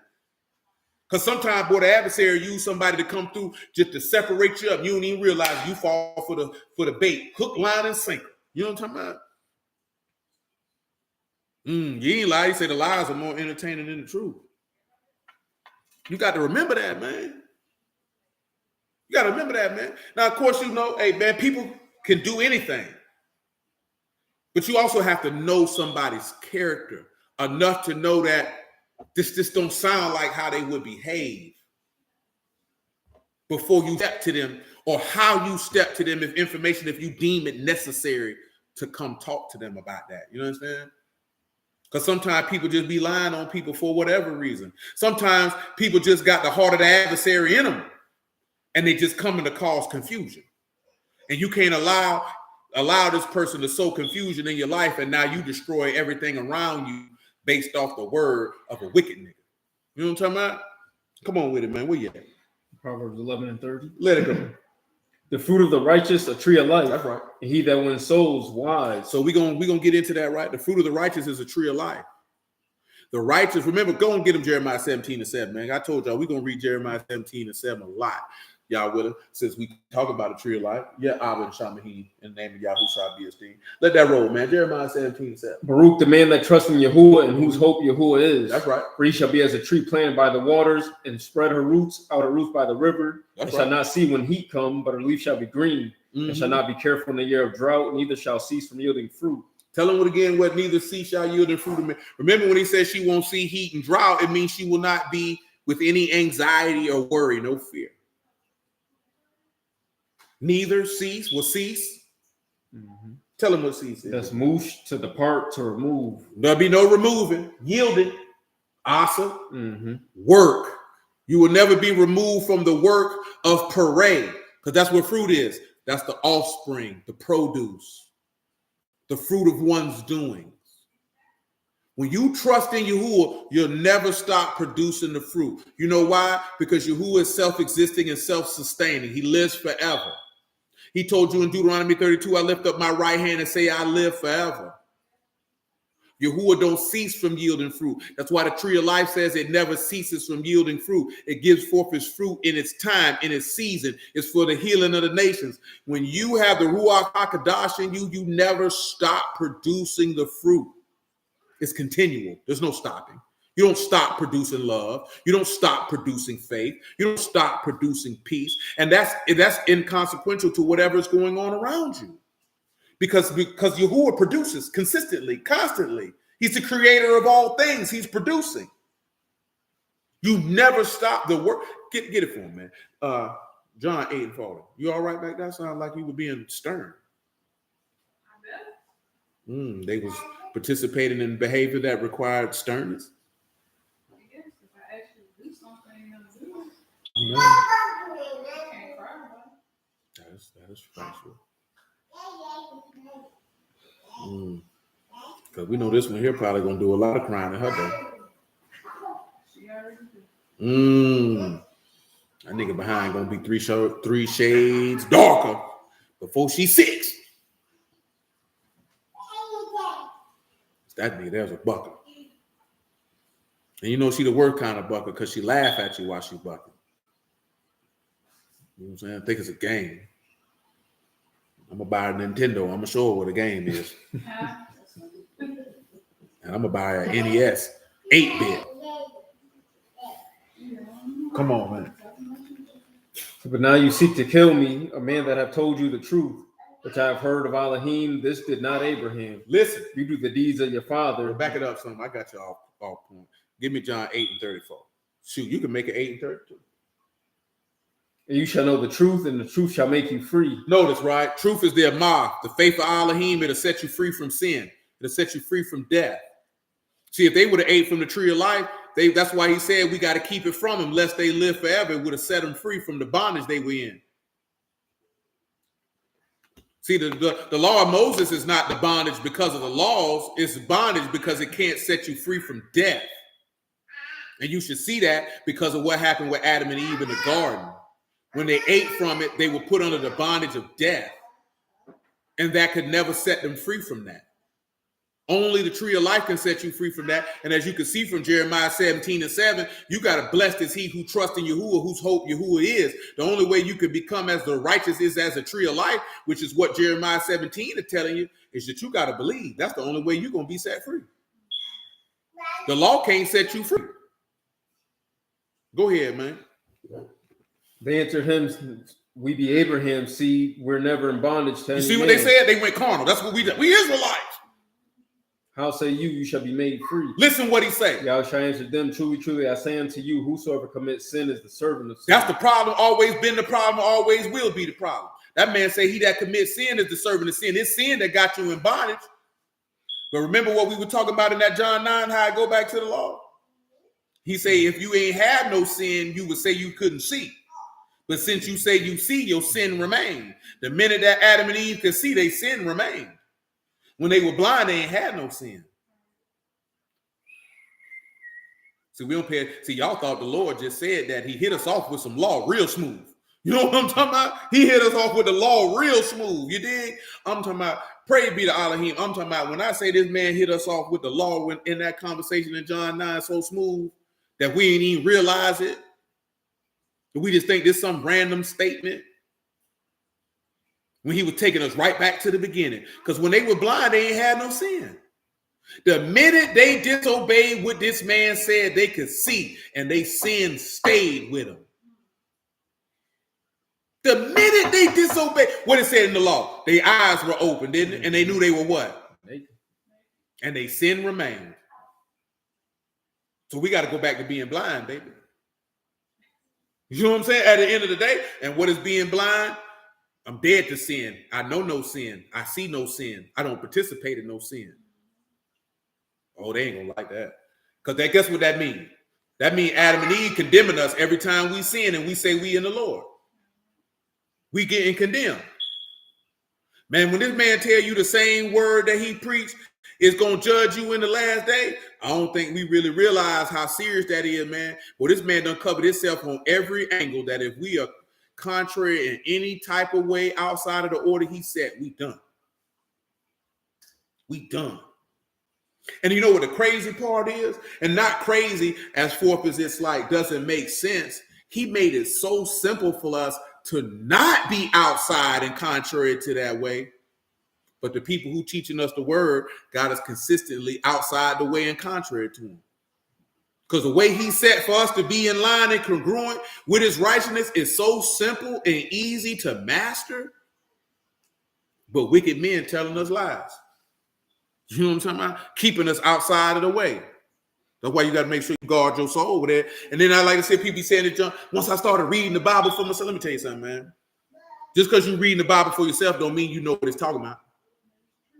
There's a lot of people reading the Bible for themselves, and that's why they out here telling people nonsense.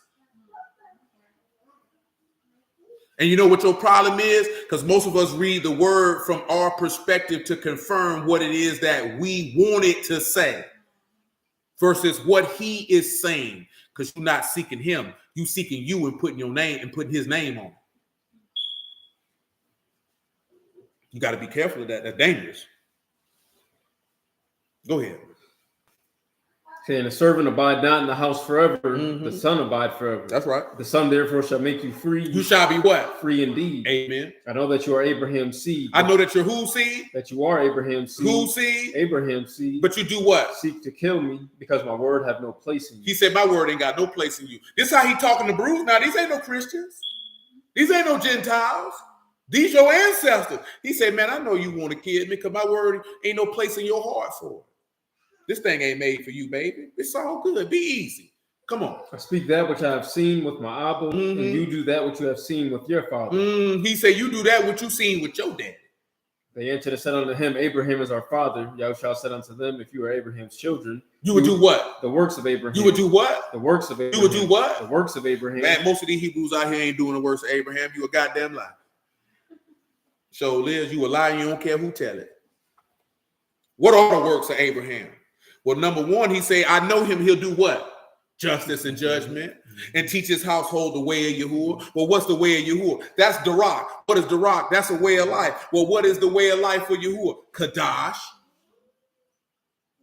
So not only that, he said Abraham believed in Yahuwah and he counted it to him for what? So that means the works of Abraham is faith. That's why I say ain't none of y'all Abraham seed. You a goddamn lie. Because you ain't got you don't do the works of faith. You a lie. You's a lie. Use a bold-faced lie. You know what I'm talking about? Guess what? Abraham was merciful because when he came through to want to destroy Sodom and Gomorrah, he said, you won't kill the righteous and the wicked together, will you? So not only was he a just man, but he had no respect of person. He had a just weight and a just balance. He was merciful and he was long-suffering. You don't do the works of Abraham, you lying bastard. Y'all don't want to have that conversation. When I say y'all, I ain't talking about y'all specifically. I'm talking about the wicked niggas who always want to claim to be an Israelite. Because see, when you claim to be an Israelite, you're really claiming to be Abraham's seed. And guess what? Isaac and Jacob was just like their daddy. Isaac replicated Abraham's works, and Jacob replicated Isaac's works, which was a replication of Abraham's works. You don't want to talk about the long suffering and compassion and and mercy that Jacob showed to Laban. You don't want to talk about that. You don't want to talk about that because that ain't in you. You don't want to talk about the fact that those men looked at Yahuwah and said, I give a tenth for everything I got to you, just be my God. don't want to talk about that. And I ain't saying that for you niggas that tithe. I'm telling you the mind they had, you stupid bastard. I ain't talking about y'all. I'm talking about the niggas who always got a problem when they hear certain things and their booty hole get tight and they go to clenching their teeth. Because you think it's about some money. It ain't about the money. It's the mindset they had, you dummy. They knew that everything they had, they got it from Yahuwah. It didn't mean nothing to them to give tribute. That's how much they respect and honor what he was doing for them. But you can't see that because you don't care about what Yahuwah do for you. Man, Jacob said, if you keep me in this way that I go and give me garments to put on and bread to eat, that man said, I give you a tenth of what I got, because all he say, just give me your ruach and some word and good. Man, Solomon say, man, I don't want no money. Just give me some wisdom so I can do judgment. I don't care about all this other stuff over here. That ain't the mind we got. We walk around here talking about, we're going to get the kingdom. We're going to rule over the nations. You ain't even asking for the most valuable things that this man got. A kingdom is nothing. What do I mean when I say a kingdom is nothing? He said, oh, Father, good pleasure to give you the dominion. So for Abba and Shamayim to give you dominion, for the Elohim of our master and redeemer and savior, Yahushua HaMashiach, to give us dominion and rule, that's nothing. That man, he got durable riches. But you're not seeking them durable riches because you don't value those riches. You don't ask this man for the wisdom of Elohim, not the wisdom you want. I said the wisdom of Elohim. You don't ask that man for that. You don't ask this man for the understanding of Elohim. You don't ask this man. And I put the of Elohim every time because everything got to emanate of him, from him, and is him. If it ain't that, it ain't a God. So what's the point of asking for it? You don't want the knowledge of Elohim. You don't want the righteousness of Elohim. You don't want the ruach of Elohim. As I've said numerous times, by the grace of Elohim over these years, you don't want these things because you can't boast in them. You can't find no way to make it be about you. It has to go back to him.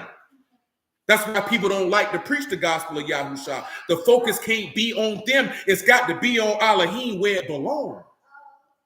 Everything belongs to Yahuwah. Your black behind belongs to Yahuwah. Your soul belongs to Yahuwah. This earth belongs to Yahuwah. Everything in it belongs to Yahuwah. The fish of the sea, the birds of the air, and the beasts of the ground, they all belong to Yahuwah. So any and everything belongs to Yahuwah. So Yahuwah is the only one who esteem, honor, and praise should be going to. Yahuwah should be the only focus. That's why ain't nobody producing no fruit. That's why people not growing, because the focus is not on Yahuwah. The focus is on man and trying to put Yahuwah's name on it. That's what we out here doing. You know what I'm talking about? If it ain't about Yahuwah, what is you talking about, man?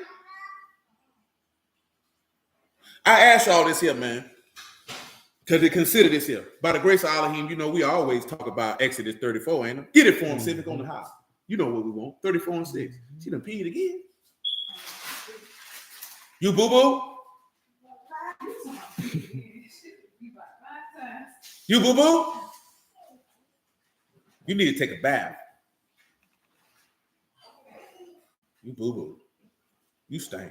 Come on. Exodus 34 and 6.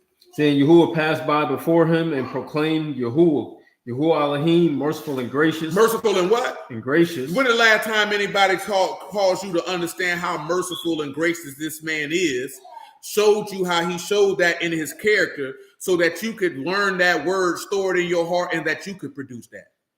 Go ahead. Long suffering and abundant in goodness and truth. When is the last time somebody showed you how long suffering and abundant in goodness and truth that Yahuwah is? Showed you how he manifested that so you could lay that word up in your heart so you could produce that. Go ahead. Keeping mercy for thousands. Keeping mercy. When is the last time somebody showed you in the text Yahuwah being merciful so you could lay that word up in your heart so that you could produce that? See, what I'm mentioning is this is how you produce it. This is how you produce the fruit of the word. We look at him and say he's merciful and gracious, right? That's what it said it later on, right? Mm-hmm. So if he's merciful and gracious, we would need to go look at examples of Yahuwah being merciful and gracious. Then we could take it further and look at some certain righteous men who were merciful and gracious. Then we take it further when Yahuwah manifested himself in the flesh as Yahushua HaMashiach, of him being merciful and gracious, so that therefore you would lay that word up in your heart, so that when you face the situation where you would need to be merciful and gracious, because that word is in you, you will produce the works of Elohim, and therefore will be manifest before all that God is in you.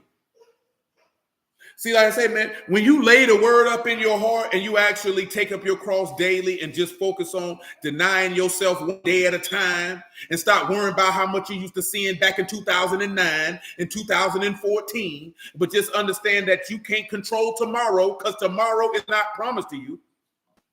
You can't control yesterday because yesterday is gone. The only thing that you can focus on is the day that you're in right now. So you take up your stake daily and you follow him. You deny yourself the things that are contrary to the will of the living Elohim. At that same token, laying the man word up in your heart so that therefore you could produce what the word is. And before you know it, you'll be manifesting the works of Elohim with no thought. See, most of the time you're thinking too much. That's why I was ready to sport. When you look at some of the worst coaches in football, it's the coaches that cause their players to think too much. They can't react off instinct. You give them the information, they lay the information up, and you just let them go play. You don't make it complicated. That's why he say, don't let nobody corrupt you from the simplicity that's in Mashiach. This thing is simple. You lay the play out to the people, you give it to the people, they can run the play, they'll go off instinct. They ain't even got to think about it. And you'll look up and realize that you responded and behaved in a godly fashion, and you like, I didn't realize I did that. Why? Because it's a part of you. It's not on you. I mean, it's not on you, it's in you. When it's in you, you'll produce it, and you'll produce it without thought. You ain't got to think, I need to be merciful in this situation. You'll just be merciful. I need to exhibit long suffering. You'll just do that. You'll just do it. It ain't even gonna be no thought involved because this now is a part of your character. His word is a part of your character. What is your character? It's what you do. What is Darak? It's your way of life, or the fruit of your doings with the parade, with the fruit. It's just what you do. You just produce it. You don't think about, I need to be righteous today. If you always think about, I need to be righteous, it's probably because you evil as hell. And if it's not because you evil as hell, it's because you're overthinking and you're making it more difficult than what you need to be, what it needs to be. Just allowing yourself to become one with it. And I believe most people are the latter and not the former. I believe most people overthink. And in that overthinking, it causes them to be carnal and to respond things in a carnal fashion. That's just my personal opinion. I could be wrong. I know a lot of people evil as hell, but I believe most people, you just overthink it. You think too much instead of just letting it become one with you and just moving off of instinct. You know what I'm saying? That's just from my experience. That's what I believe most people probably mean. You just think too much. You trying too hard that you messing up instead of just let it one with you, baby. You know what I'm saying? Just be easy and relax. You ain't got to think too hard. You ain't got to overdo it. You know what you got to do. Handle your business. Let me tell you something, man. You go in that gym and you do enough deadlift with proper form, man, look here, man. You will perform deadlifts with proper mechanics over and over again because of all the time you did it with proper form. You don't even realize that you're doing it with proper form. And see, here go the beauty of it. When your form ain't right, you'll catch it immediately. You know what I'm saying? Amen, Sean, man. I'm telling you, it's not that hard. You just got to get your fundamentals down. See, that's that's why he said the oracles are Elohim. That's why he said we got to depart from that. See, once you get your fundamentals down, then you can move on to perfection. And that's when you're talking about another level of maturity and integrity right there. See, a lot of us, our fundamentals ain't right. And the fundamentals ain't right because of the people who teaching us. I'm not blaming y'all for that. I can't blame the people for the failures of those who's supposed to be teaching them. I can't blame you for that. That would be completely and totally sour to blame you for something that you had no control over because the individuals who were giving you the information did not give you what you needed in order to be successful. That's not your fault. It's only your fault when you know they ain't giving it to you and you still sit there and listen to them. See, give him Isaiah 3:8. Where you was at right now? It says 34. Oh, finish it out. It's like keeping mercy for thousands, forgiving iniquity and transgression, sin. And notice he say forgiven. And what Yahushua told you, if you don't forgive, you won't be forgiven. You know what I'm saying? So you have to sit back and look at that, and you can actually admit that. You can produce that. But what I told you, Isaiah 3 and 8, listen to it. I might need you to go up a tad bit. We're going to see. And then we'll go to Proverbs 3. We ain't going to finish it all. I already know we ain't. But say, for Jerusalem is ruined and Yehuda is fallen because their tongue and their doings against Yahuwah to provoke the eyes of his esteem. They show their countenance do witness against him. We got to back it on up. Go on to verse 1. That's it. Yeah, we got to back it on. Isaiah 3 and 1. Listen to him. For behold, Yahuwah of hosts, do take away from Jerusalem and from Yehuda the what did he take away from? The stay and the staff. The whole what? Stay of the bread. And the whole stay of what? Of water. Now pause for a second. Tell them what stay is. We know what bread is. That's lekker. We know what water is. That's the ma'in. But what's the whole stay? What's that mean? What's causing all this? That's what Rick Flair said. Whole is cold. That's all the whole of. And then stay is machine. That's support or staff, sustenance, a protector. That man say, I'm taking away the whole protection from you. So that means the whole protection of my word gone. The whole protection of my ruach gone. So when you see him come back around, he tell you he turned you reprobate, you can see how dangerous that is, man. You can see how dangerous that is, man. Because sin will cause this man to take away everything from you. Go ahead. The mighty man and the man of war, the judge, the prophet, the prudent, and the ancient. He said everybody losing it. Go ahead. Captain of 50, the honorable men, the counselor, the cunning artificer, and the eloquent orator. And I will give children their princes, and babes shall rule over them. And the people shall be oppressed, every one by another, everyone by his neighbor. The child shall behave himself proudly against the ancient, and the ancient, and the base against the honorable. Don't you see that's how we living right now, man? He said the ancient, the low, the contemptible man puff himself up against a man more honorable than him. See, we thinking that, yeah, that's the single mothers. That ain't got nothing to do with no single mothers, man. That's what they did to the Lord, man. What they did to Yahushua, man. Do you not understand that everybody oppressed one another, everyone with his neighbor, and they behave proudly against the ancient? Remember, he the ancient of days. Didn't John say before he came before me because he was preferred before me? Did they not boast themselves in pride against this man? Did not the ancient and the base deal themselves against a man who was more honorable than him? When Pilate say, what has the man done? He ain't done nothing. Man, don't y'all see this every day, whether in the word or out of the word, that goofies, busters, suckers, chumps, and punk bastards and pussies exalt themselves above men more honorable than them? That's the world we live in, where goofies and suckers can actually diminish and discredit men of actual honor and respect. Because they black, because you think they cool. But they'll tell you how they dishonorable men. I don't even see how y'all affiliate or integrate with dishonorable men. Man, I can't do it. And I ain't gonna do it. And a nigga can't convince me to do it. I don't care what he doing. I don't care how long he been in the word. I don't care how many people he told he was an Israelite. I don't care what he building. I do not care. Once that man showed me that he is not honorable, I'm good on him, bro. I'm not fooling with that brother. I'm not telling you not to fool with him. You can do what you want to do. You know what I'm talking about? Because see, this is one. Now listen, right? This is one thing I don't do. My experience with somebody may not be your experience. So I'm not going to tell you unless this nigga really on some like, hey, man, you better not fool with that nigga, but I don't warn you. That's on you. Even then, it's still on you. But just because I don't fool with somebody, I ain't going to be like, don't fool with that nigga. If you be like, hey, man, I'll be like, I don't fool with that nigga. I'm not finna go into detail. I don't fool with that nigga. None of that. I'm just going to tell you, I don't fool with that nigga. Now, if you ask me, well, why you don't fool with him? I'll tell you. But I'm not going to look at you funny if you fool with him, especially if you already had a relationship with this person or you just met him. Hey, man, that's my experience with that dude. But either way, I don't fool with him. You fool with him, that's your business. But if you going to go fool with him, I'm not going around now. Now, if the person come around and I don't fool with him, I am a professional. So I can interact with them professionally. When I say I don't fool with a nigga, meaning I don't want no interactions with you. And when I say interactions, mean I don't want to be intertwined like, yeah, you my friend, we just that, and the third. I don't fool with you. You know what I'm saying? And that's simple as that. I'm not doing no business with you. I'm not going into any ventures with you. I'm not doing nothing with you.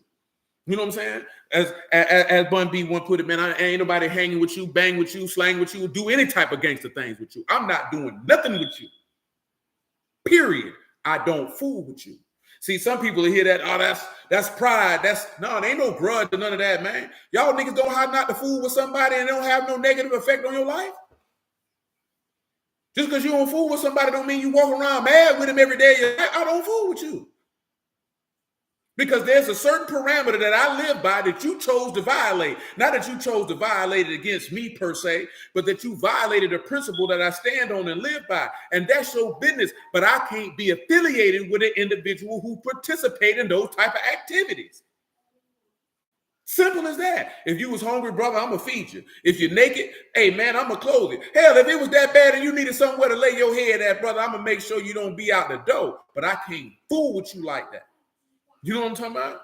And I'm not going to be walking around you acting like you my friend and I know I don't fool with you. It's not hard, man. Don't you know this man say you could treat a man like a heathen man and a publican? That don't even mean that you ain't even got to do anything that I just mentioned. But if I don't fool with you, I don't fool with you. And there's a few dudes who, in this word, bro, that I can think of off the top, that in certain behaviors that they done participated in, that I'd never be fooled up with them dudes, ever. You know what I'm talking about? Ever. And it's no disrespect. I can't do it because it's certain tenets of manhood that if you can feel comfortable enough violating them and propagating in public that you violated those standards of manhood, there's absolutely no way on y'all's green earth that I'm going to be affiliated with you. Absolutely not. I don't care what you're doing. I don't care. I don't want my name attached to a nigga like that. Period. Some of y'all that don't mean something to you. But I was raised to be honorable and to not be fooled up with dishonorable men. You know what I'm talking about? And I ain't gonna do it. You know what I'm talking about? I ain't gonna do it. My granddad ain't never tell me to do nothing like that. Y'all have mercy on his soul. Damon ain't never tell me to do nothing like that. Y'all have mercy on his soul. And my daddy ain't never tell me to do nothing like that. And y'all mercy on his soul. And there's a couple of OGs from around my way ain't never told me to do nothing like that. You don't fool with men like that. Then I look in the text and guess what the text tell me not to do? Fool with dishonorable men. So when I get in the word and I see you who will say that, I say, oh yeah, he the realest. Because men whom I respected told me the same. And now I'm seeing the creator of all things saying the same thing. Yeah, I'm not fooling with you, bro. I'm good. How many righteous men? You ain't see Moses running to be down with Korah when he dishonored himself, did you? You ain't see Yahushua running behind the scribes and Pharisees when they were dishonoring themselves, did you? See, someone, what about Paul? Paul never dishonored himself. Paul thought them people were blaspheming, that he was operating in right judgment by persecuting them people. Paul did dishonor himself one time as far as conducting himself in a flawed fashion. See, his conduct was wrong, but he never dishonored himself as a man. See, the scribes and Pharisees in their dealings with Mashiach, they dishonored themselves as a man consistently. You know why? Because you're trying to get a man to catch him up in his speech. You're trying to tell other people not to fool with him, not to listen to him, not to believe in him. You're trying to set him up. That's sucker stuff. That's stuff that even if you weren't a godly man, you shouldn't respect that type of behavior. Man, look here, man. If you could kick it with a nigga who going around talking down on another man's name so other people wouldn't fool with him, you a damn fool for fooling with that nigga. That nigga is a buster. Now you know that nigga this here, brother. He this, that, there, and the third. That nigga got, man, go buy that nigga some tampons. Get him some Midol and a heating pad. He might cramp later. Because he got a menstrual cycle. It's stuff like that. Once a man goes to get him like that, man dishonorable. How you gonna kick it with him? Nigga out here sneak dissing people? I'm not fooling with you. Niggas get caught up doing evil stuff and then try to blame the person who they did the evil stuff to in public. I'm not fooling with that. I'm not fooling with that. Y'all can do what you want to do. I can't speak for nobody but me. I ain't doing it. You know what I'm talking about? And like I said, if y'all were down with somebody, cool with somebody, wanted to work with somebody, whatever the case may be, I ain't gonna be like, man, I ain't gonna fool with Johnny Ghost no more. He fooling with this nigga over here. I told that nigga I don't fool with it. No, I ain't gonna be none of that. Hey, man, your relationship with him is your relationship with him. That ain't got nothing to do with me. There has a point where you have to become an adult, man, and carry yourself like a man. And not hold nothing against somebody else because they fool with somebody that you don't fool with. Because like I said, his relationship with that person is not the same as mine. So I'm not going to fall out with my nigga because he fool with a nigga I don't fool with. He may not even know that I ain't fool. He ain't know I ain't fool with this nigga till I told him. Now, you got some people now that if that's your home, you and him homeboys, and you tell him, man, I don't fool with that nigga over there, man. He was like, well, shoot, I ain't fooling with him either. You know what I'm talking about? Now, you got some homeboys, they don't even want to hear the story. They don't even care. Some niggas like that. You know what I'm saying? Some niggas like that. You don't fool with him, I don't fool with him either. You got some men out here, boy, if they would get money with a dude and they homeboy told them they ain't fool with him and told them why, they'll stop doing business with him. Because my homeboy say he don't fool with you. I can't fool with you neither. No disrespect, brother. I'm out. Some men are like that. I ain't gonna lie to you. If any one of y'all came up with a nigga, let's say with somebody I had like this here, then we gonna sit here and see if we can work that out. If any one of y'all came up and say, I don't fool with that nigga right there, I ain't gonna lie to you. I ain't fooling with him. And each one of you men on here, y'all know, if I'm talking about one of y'all already know if you in the city, you already know what that is. Shoot, each and Trav and Johnny Gold know if this is a nigga, they say, oh, I don't fool with that nigga. I don't fool with him either. I don't care who it is. Because them my niggas. You don't fool with him, I don't fool with him either. You know what I'm talking about? And that's just what it is. I don't need no explanation. Because if you don't fool with him, it has got to be a valid reason why you don't fool with him. Because I know these men character. I know they just ain't just not fooling with somebody just to not be fooling with them. So I know if you tell me I don't fool with this person, I know it's for a reason. I don't fool with him either because I respect your assessment of character. And if you assess his character, whether it's to the point that you don't fool with him, then they ain't somebody I need to be fooled up with. Because my nigga just wouldn't say that for no reason. Ain't none of my niggas hoes. They don't operate like women. They don't operate in their feelings. There has to be a reason of honor and conduct why they don't fool with him. So I don't fool with him either. You know what I'm talking about? Because that's how Yahuwah roll with it, ain't it? Because I ain't fooling with nobody Yahuwah don't fool with. I'll tell you that right now. Sure ain't. You know why? Because if Yahuwah don't fool with you, it's got to be a reason why he don't fool with you. And my mind got to be on certain, make sure he fool with me. I can't be around here running and crying about who he don't fool with. I got to make sure he fool with me. And that I can help others so he can fool with them. See, that's what we get caught up at. You worry about who he don't fool with, and he don't fool with you. Not me. Where you at, son? Keep on going, man. They say, when a man shall take hold of his brother of the house of his father, you have clothing, be you our ruler, let this ruin. You see what he said? I will not be a healer, for in my house is neither what? He said, when a man take hold of his brother, the house of his father, saying, what we got what? You have clothing. And be our what? Our ruler. And let this ruin be under your hand. He said, that day, what he gonna do? He shall swear, saying, I will not be a healer, for in my house neither bread nor clothing. Make me not a ruler of the people. You know what the sad part is? In this day and age, everybody's saying, let me be the ruler of this people. Ain't it? You ain't got no bread or no clothing. You can't get nobody no ruach or no word. But you want to rule them, though. See, we ain't got to that day yet. Come on. Well, they got it that day in his time, but we ain't in that. We ain't at that for time. Jerusalem is ruined, Yehuda is fallen, because their tongue and their doings against Yahuwah to provoke the eyes of his esteem. The show of the countenance do witness against them. And they what? Declare their sin as Sodom. They hide not woe unto their souls. For they have rewarded evil unto themselves. What you gonna say to the righteous? That well, for they shall eat the fruit of their doings. What you gonna say to the woe unto who? The wicked. Because what's gonna happen to him? Ill with him, the reward of his hand shall be given him. My people, children, their oppressors, and what? Women rule over them. Oh, my people, they which lead you cause to err and destroy the way of your path. I want y'all don't even realize the people who lead you sending you to hell. They were sending you to hell during the time of Isaiah. They sending you to hell now. And notice what he said. He said, who ruling over you? Women. See, you know why a lot of women ruling over you? You know why women rule over a lot of you, boy, man? Because you think with your wee-wee. That's why. So you want to come up, oh, the government done gave him this here? Nah. It's your wee-wee. Your wee-wee is the problem. Tell them what rule is in that word, man. I'm serious, man. The only way a woman can have dominion and rule over you is because you think with your penis. When you think with your penis, you will allow, submit, and permit any type of behavior. That's mashal, to rule, to have dominion, to reign. She reigning over you. How else she gonna have dominion over you? She can't physically dominate you. She can't physically dominate you.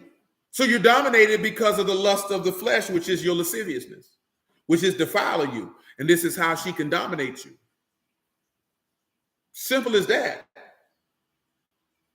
See, we want to come out with all this extra stuff. Nobody can rule over you unless you give them the authority to do so. So how do you give a woman authority to rule over you? It's because you're going by your sexual desires. So she will dominate you. And believe you me, every woman on here will tell you, if you allow her to dominate you, she does not respect you because you don't respect yourself. You don't think women don't know when a man is led by his penis, that they can manipulate and control him? See, some women recognize it and they just don't maximize that opportunity, and some women do. I don't look at the woman who does as she's evil or anything. I look at her as she's seen an opportunity that could benefit her and she sought to maximize it. That's your fault. You know what I'm talking about? See, I know a lot of brothers, that woman wicked, she this, that, there. I look at it as, what do you expect her to do? Because if there was a situation where you could get the upper hand, you probably would take it. So why would you think that she wouldn't do it? So why are you going to hold that against her? You shouldn't have put yourself in a position to allow her to get the upper hand over you. That's not her fault. That's your fault. You opened the door. She walked in it. So you mad at her because she came in the house when you told her to come on in? Oh, be mad at yourself. And see, that's what a lot of things happen in life, man, is that you be mad with yourself and you want to take it out on this person for what you did. That's your fault. Don't be mad at her, my G. She did what she was supposed to do. If you a simp and a trick and a sucker, then she's supposed to exploit you for it. If you were Ahab, old soft booty nigga, and you know what I'm talking about, easily influenced by your woman instead of standing on what Yahuwah say do, that she can influence you to do those things that you ought not, then that's what you deserve, brother. I ain't mad at her. Because you didn't have to. You see how that go back to what we were talking about, you got choices? I ain't mad at her. You gave her a choice. What you thought she was supposed to do? Oh, she ain't supposed to take advantage of me. Why you put yourself in a position to be taken advantage of? Whose fault is that? It's the same token. I had forgot about this, man. We was looking at a picture of Cassie, and she had them pentagram earrings in her ear. You don't think that woman knew what was going on in that music business, man? We can't turn around and say the music business is Illuminati influence and satanic rituals and all this, that, there, and the third, and then say, oh, she's an innocent young girl. The only thing she was innocent about is she didn't know what she was signing up for when she entered into that music business. But believe you me, them niggas know what they doing after they done been in it. They know what they're doing. See how we want to have it both ways? We want somebody, and that's not to say that none of that stuff happened to her or that should have happened to her. But at the same token, you can't be involved in sexual ritualistic abuse, satanic parties and worship, and then complain about what comes along with it while you're seeking to benefit off the riches of the devil. What do you think happens? See, this is again what we go to talking about, like when he tempted Yahushua. What did he tempt him with? He tempted with wealth. And he said, and Satan said this, I have power to give this to whomever I will. See, you have to understand something. When you enter into Satan's lair, you would need to, and I'm saying this for a reason. You know how many people entered into that music business and seen what them people wanted and they left and never came back? Because there's people who done seen some things and they left and never came back. They was like, yeah, man, the people's on this here and I'm gone.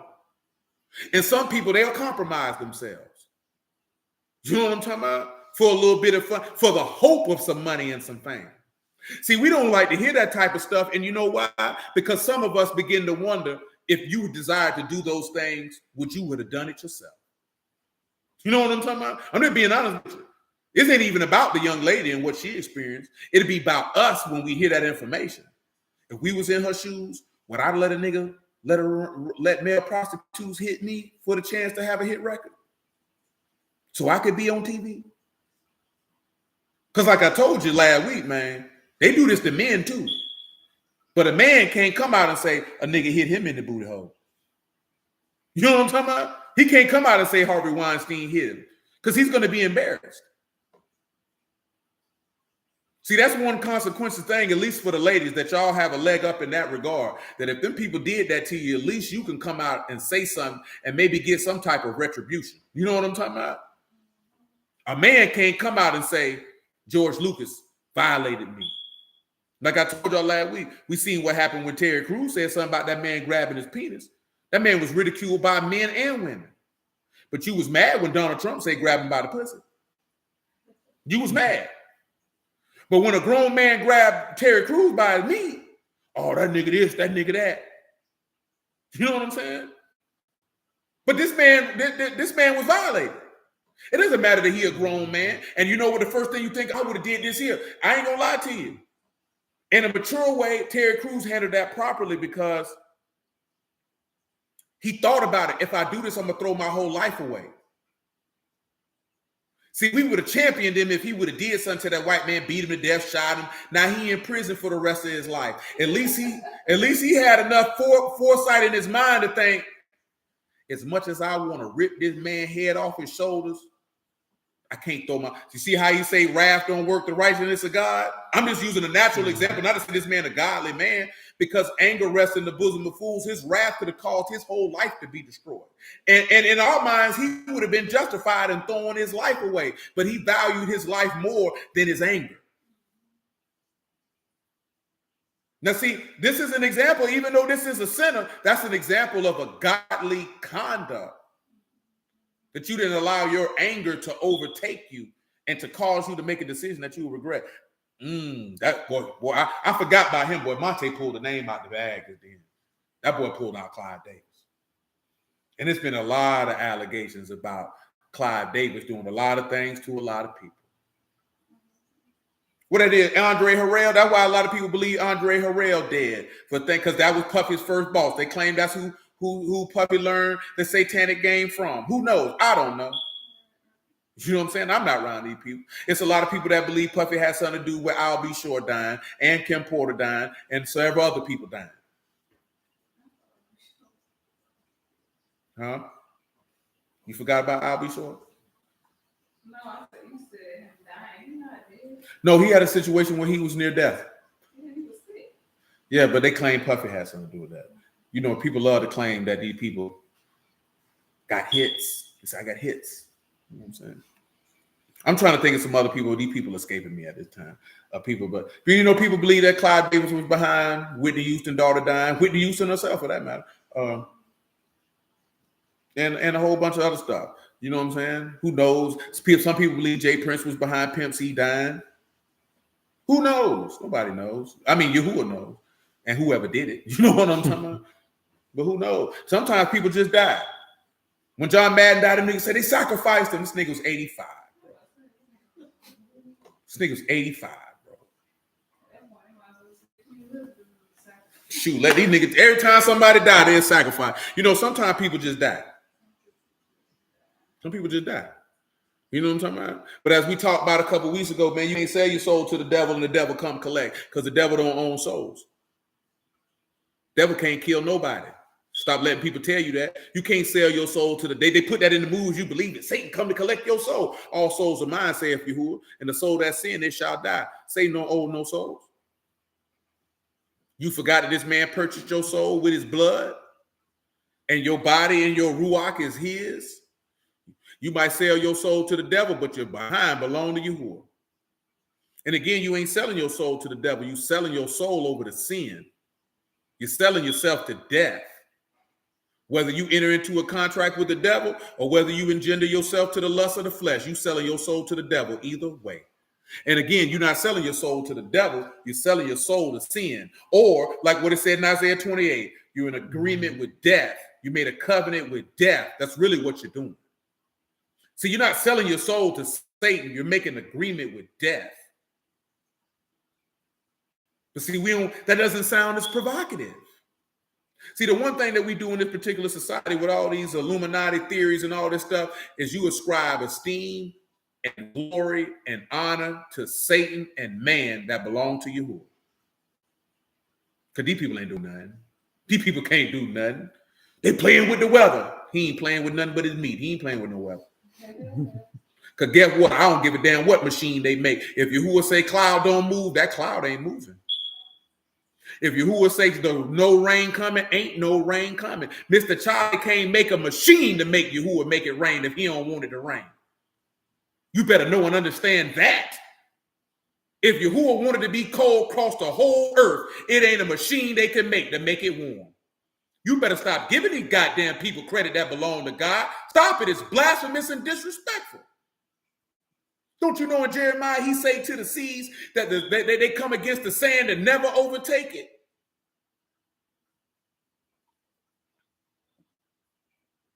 That's all you're doing, Zozo, renting your flesh out to sin. That's all you're doing. You know what I'm talking about? You exchanging righteousness for some trinkets, for a little bit of fame. That's all these people doing. All they do in the music business is reject Yahuwah to serve idols. And in the hope to serve idols, as we talked about before when we had a time period when we went through all the ancient deities of antiquity and the rites and rituals that go along with those deities, that they participate in sexual deviancy. And it's too many intelligent brothers who deal with the word that should know this.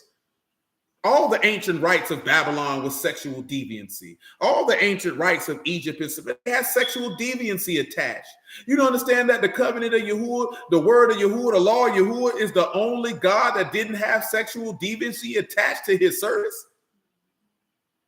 All these other gods have sexual deviancy attached to their service.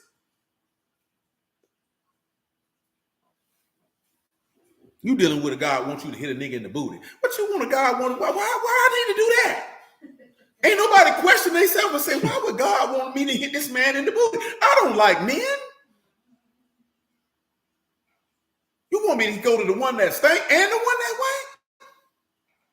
I don't want that. I don't know about this God. Islam literally got you going to kiss a vagina.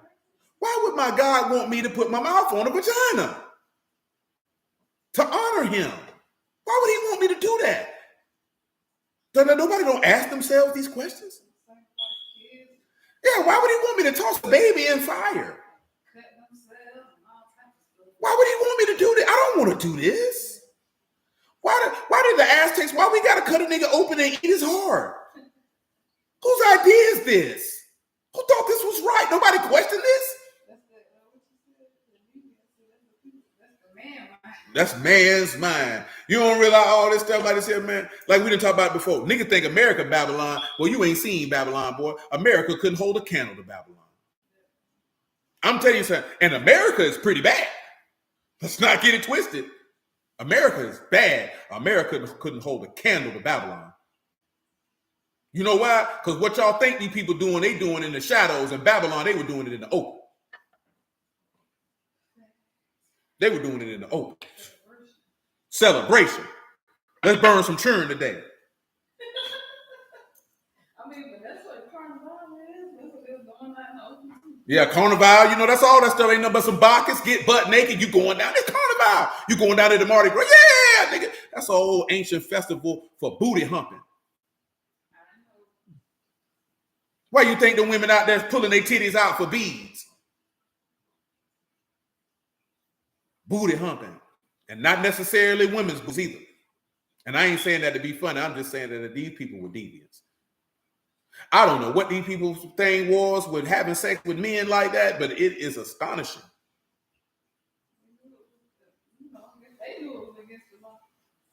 I don't know what they know or didn't know. I just know that junk just is like, and I say this because some people like, why do people always talk about homosexuality? It's not that there. It's like when you into these people, religions and cultures, you be like, it's a constant theme, no matter the nationality of people, with sodomy. And you be like, well, what's up with that? Like, why does everything that y'all do that pertains to having fun has to involve this? And if it's not that, then it's some wild orgy. Like, what's up with that?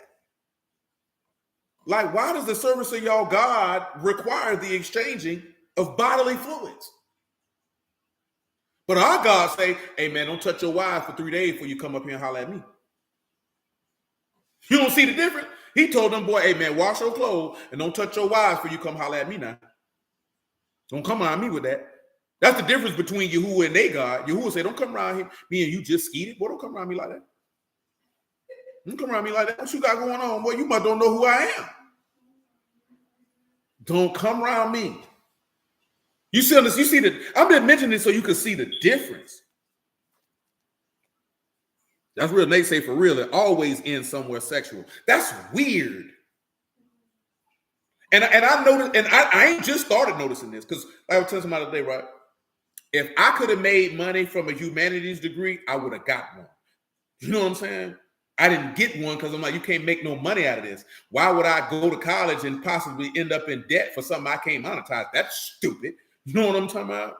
I just really like humanities because it was dealing with ancient civilizations. I wasn't in no word, so I was into that. And then the next thing it would have been political science. Like I said, I can't make no money with that unless I go into politics, and I'm not going into politics. You know what I'm saying? Because it only would have ended up, if I would have got a political science degree, it would have only ended up me being like Tim Russell, because I like Tim Russell.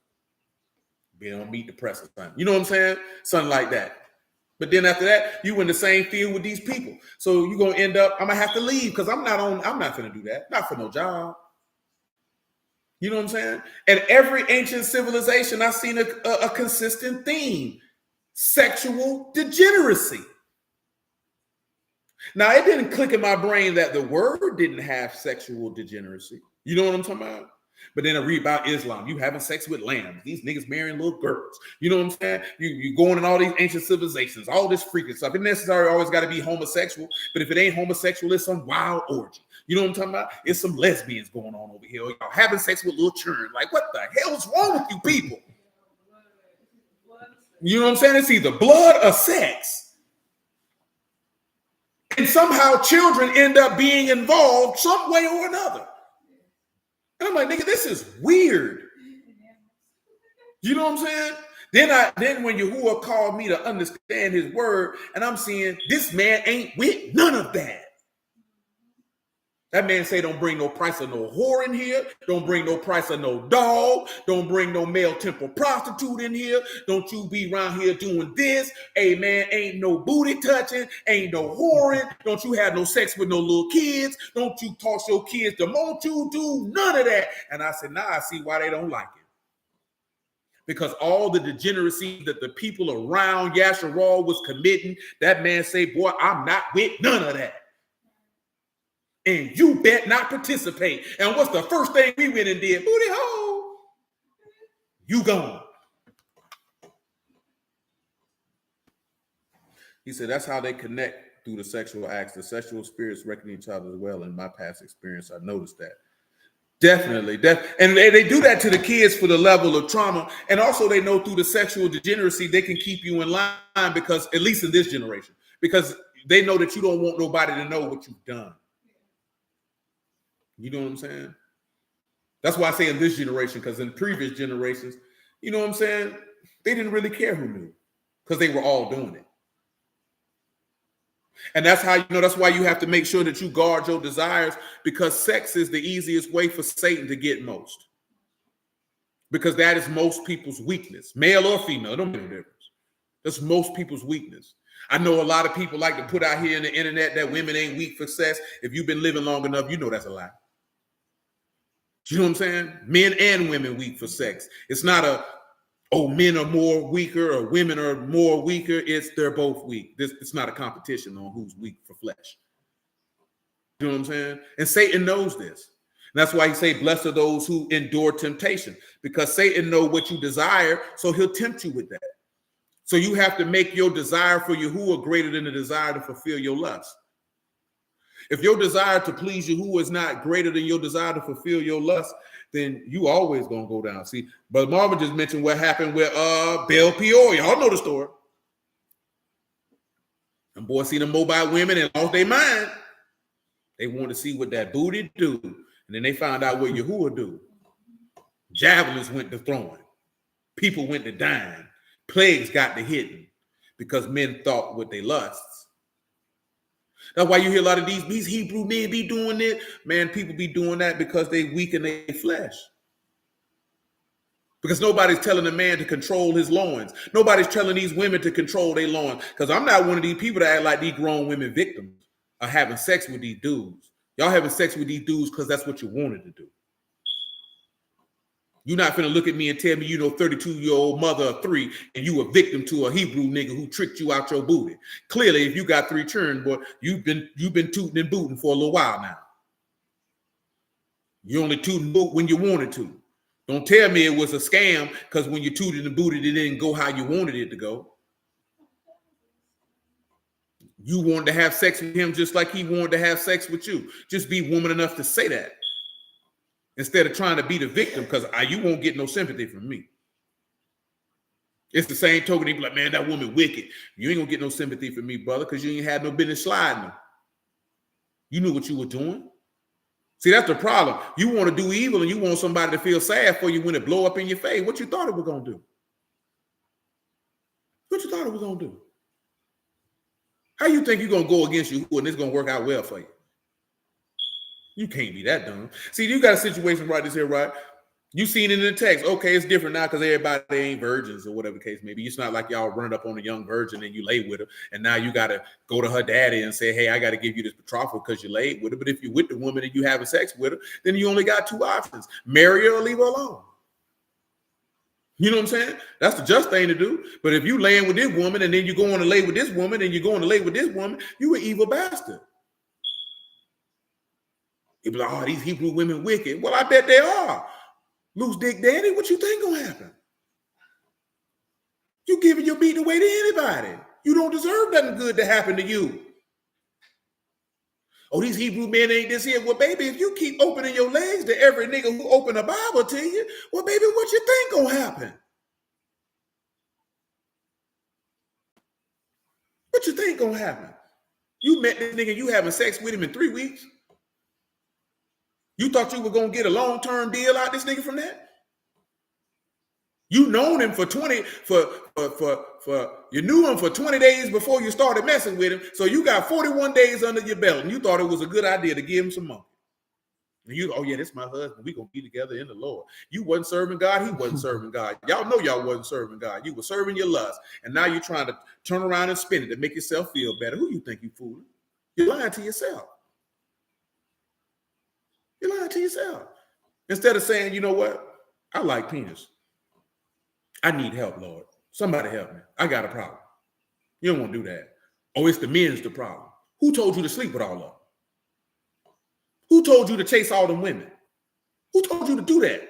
Your lust told you to do that. And now you're getting the consequence of it. Deal with it.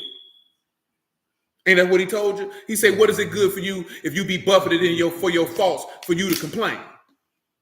If that man bust you upside your head and you wrong, shut your mouth. Don't the book tell you that a living man should take his punishment and not complain? Ain't that what Jeremiah told you? Then shut your mouth and deal with it. That's what you're told to do. Nobody want to hear that? Man, that woman did me wrong, bro. How she did you wrong? You did yourself wrong. See, man, I don't like talking to you. I don't like Micaiah. He never speak good when he speaks about me. That's how a lot of us is, man. You Ahab. That prophet don't never say nothing good to me. You want somebody to tell you what you want to hear. You're going to hell. Because Satan will tell you what you want to hear all the time. He'll tell you, oh, yeah, you're right, man. They hate on you. They don't want to see you shine, man. You know what I'm saying? Ain't nobody perfect. Who he think he is? He think he perfect.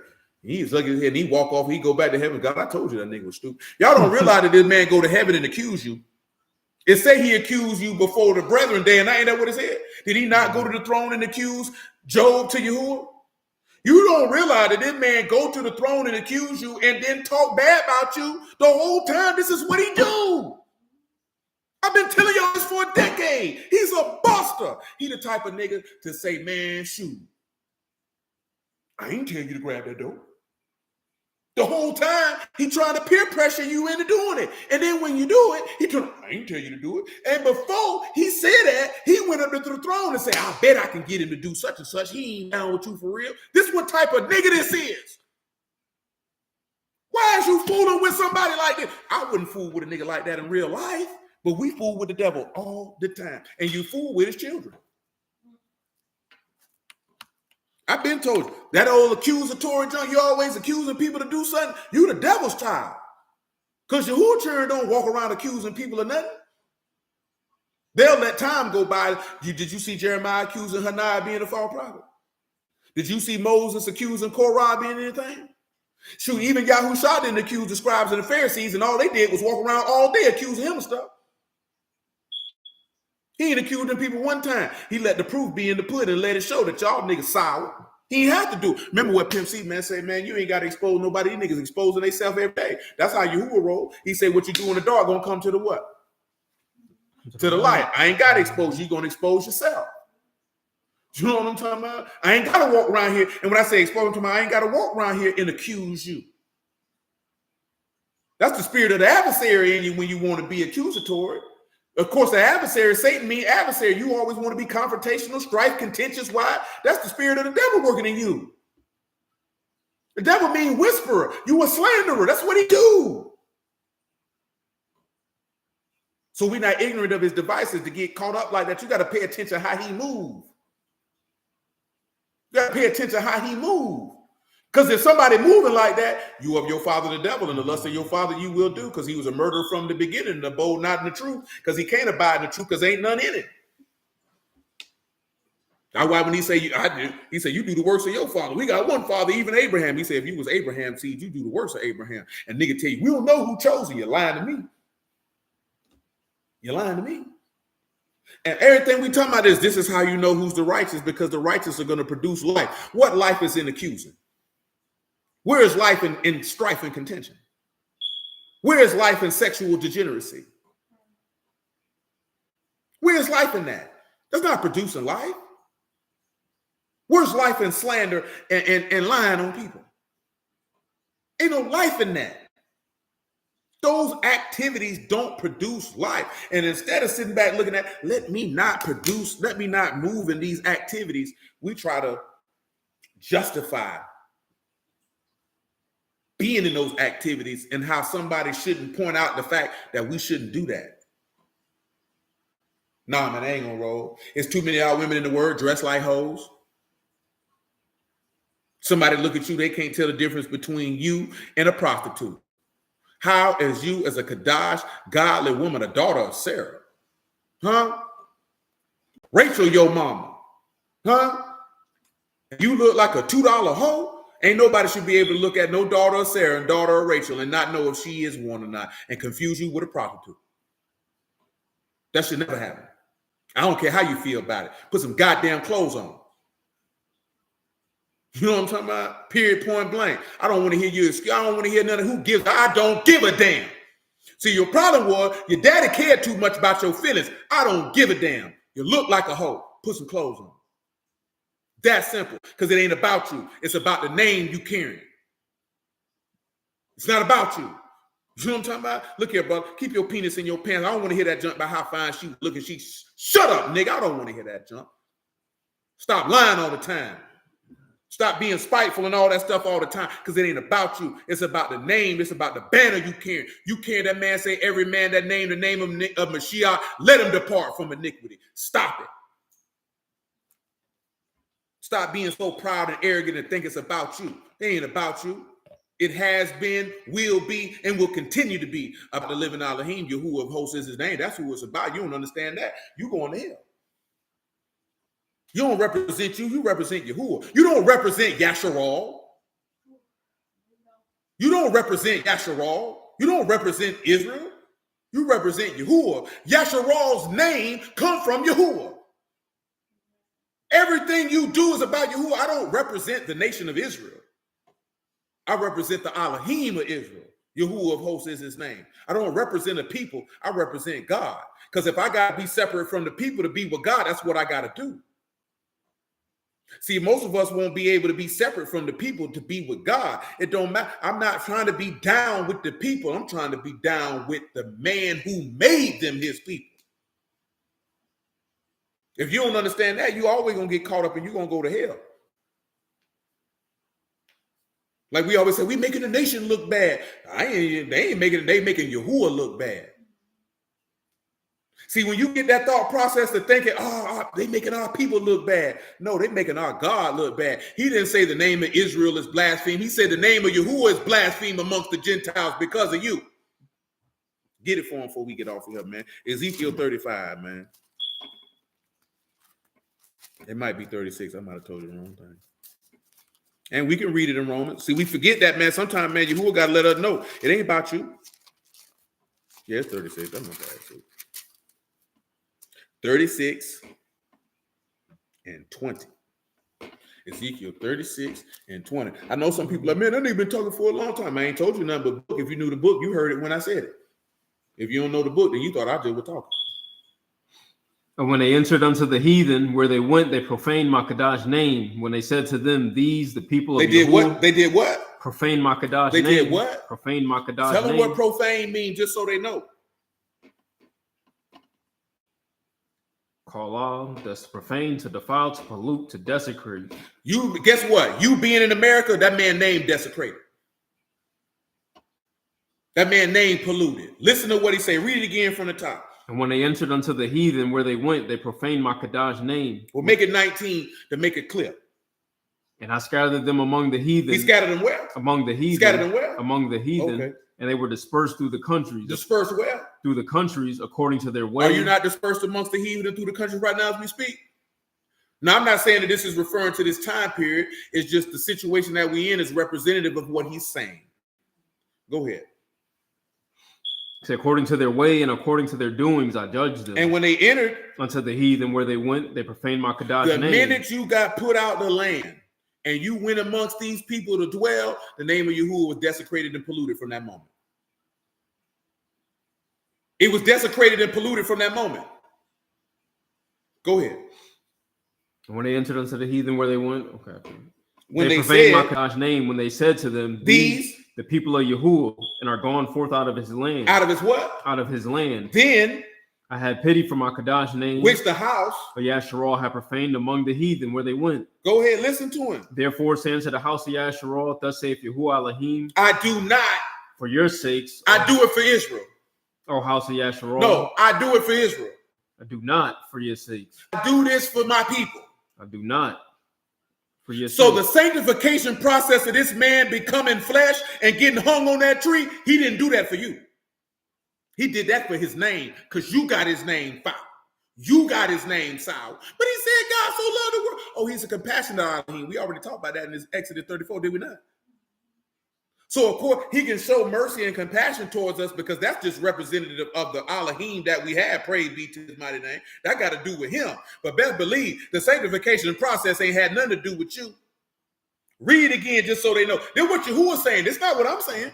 Therefore, saying to the house of Yasharal, thus saith Yahuwah Elohim. Thus saith who? Yahuwah Elohim. Thus saith who? Yahuwah Elohim. I do not.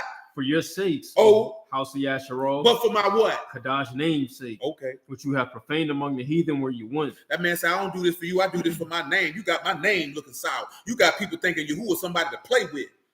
You got people around here thinking Yahuwah somebody not to be respected. You don't realize that. You wicked, evil, disobedient, and unfaithful, and you think that junk cool because you know you an Israelite, and these people looking at the name of Yahuwah like it's a joke. But you already wonder, they got the nation looking bad. Shut your goofy behind up. They got Yahuwah looking bad. When is it going to be by him? When you niggas going to stop talking about your goddamn self and talk about the man who redeemed you? When your focus going to be on him? When you going to speak about, I ain't going to make Yahuwah look bad. Damn the nation of Israel. I refuse to make Yahuwah look bad. I refuse for a punk behind sinner to have anything negative to say about my God based off what I did. Oh, the first thing come to your mouth is, man, they got our people looking bad. You ain't even thinking about Yahuwah. That means he ain't on your mind. That means you feel you could go do something and all you worry about is how another man gonna look at you, not how Yahuwah gonna look at you. That man say, you got my name. You remember what Biggie said? Whoever thought you would spread like mustard. Got my name bad in the street. You got my name bad in the street. All these Gentiles walk around. Where's they God at? Because of you. Because of you. Because of you. You ain't even thinking about him. You don't even care about keeping your husband's name clean in the streets. You don't even care. because you want the focus to be on you. That's why he took everything from you, because you're a proud, arrogant, haughty, bald-headed hoe. You don't want to hear it. You know what I'm talking about? You want to talk about these women, how they behave. You behave in the same way, nigga. To your husband. Goofy. See, that brother hate his own people. You hate your God, nigga. That's who you hate. But you don't care about hating him. You'll sit here and say how much you love your husband and cheat on him every day, talking about you love him, you lying heifer. You'll sit here about talking about how you respect your husband and disobey him every day of your life. You'll sit here and talk about how much you love your husband, but you don't submit to him. But you want to go in front of everybody talking about, Yahuwah, and you're sour as hell, nigga. You can run that game on somebody else. You ain't gonna run it on me because I see through you. Difference between me and you is I ain't gonna say nothing. I'm gonna peep it and keep on pushing. You know what I'm talking about? I'm gonna see it and keep on pushing. And at the end of the day, man, like I told y'all last week, man, I wasn't looking for no word, my G.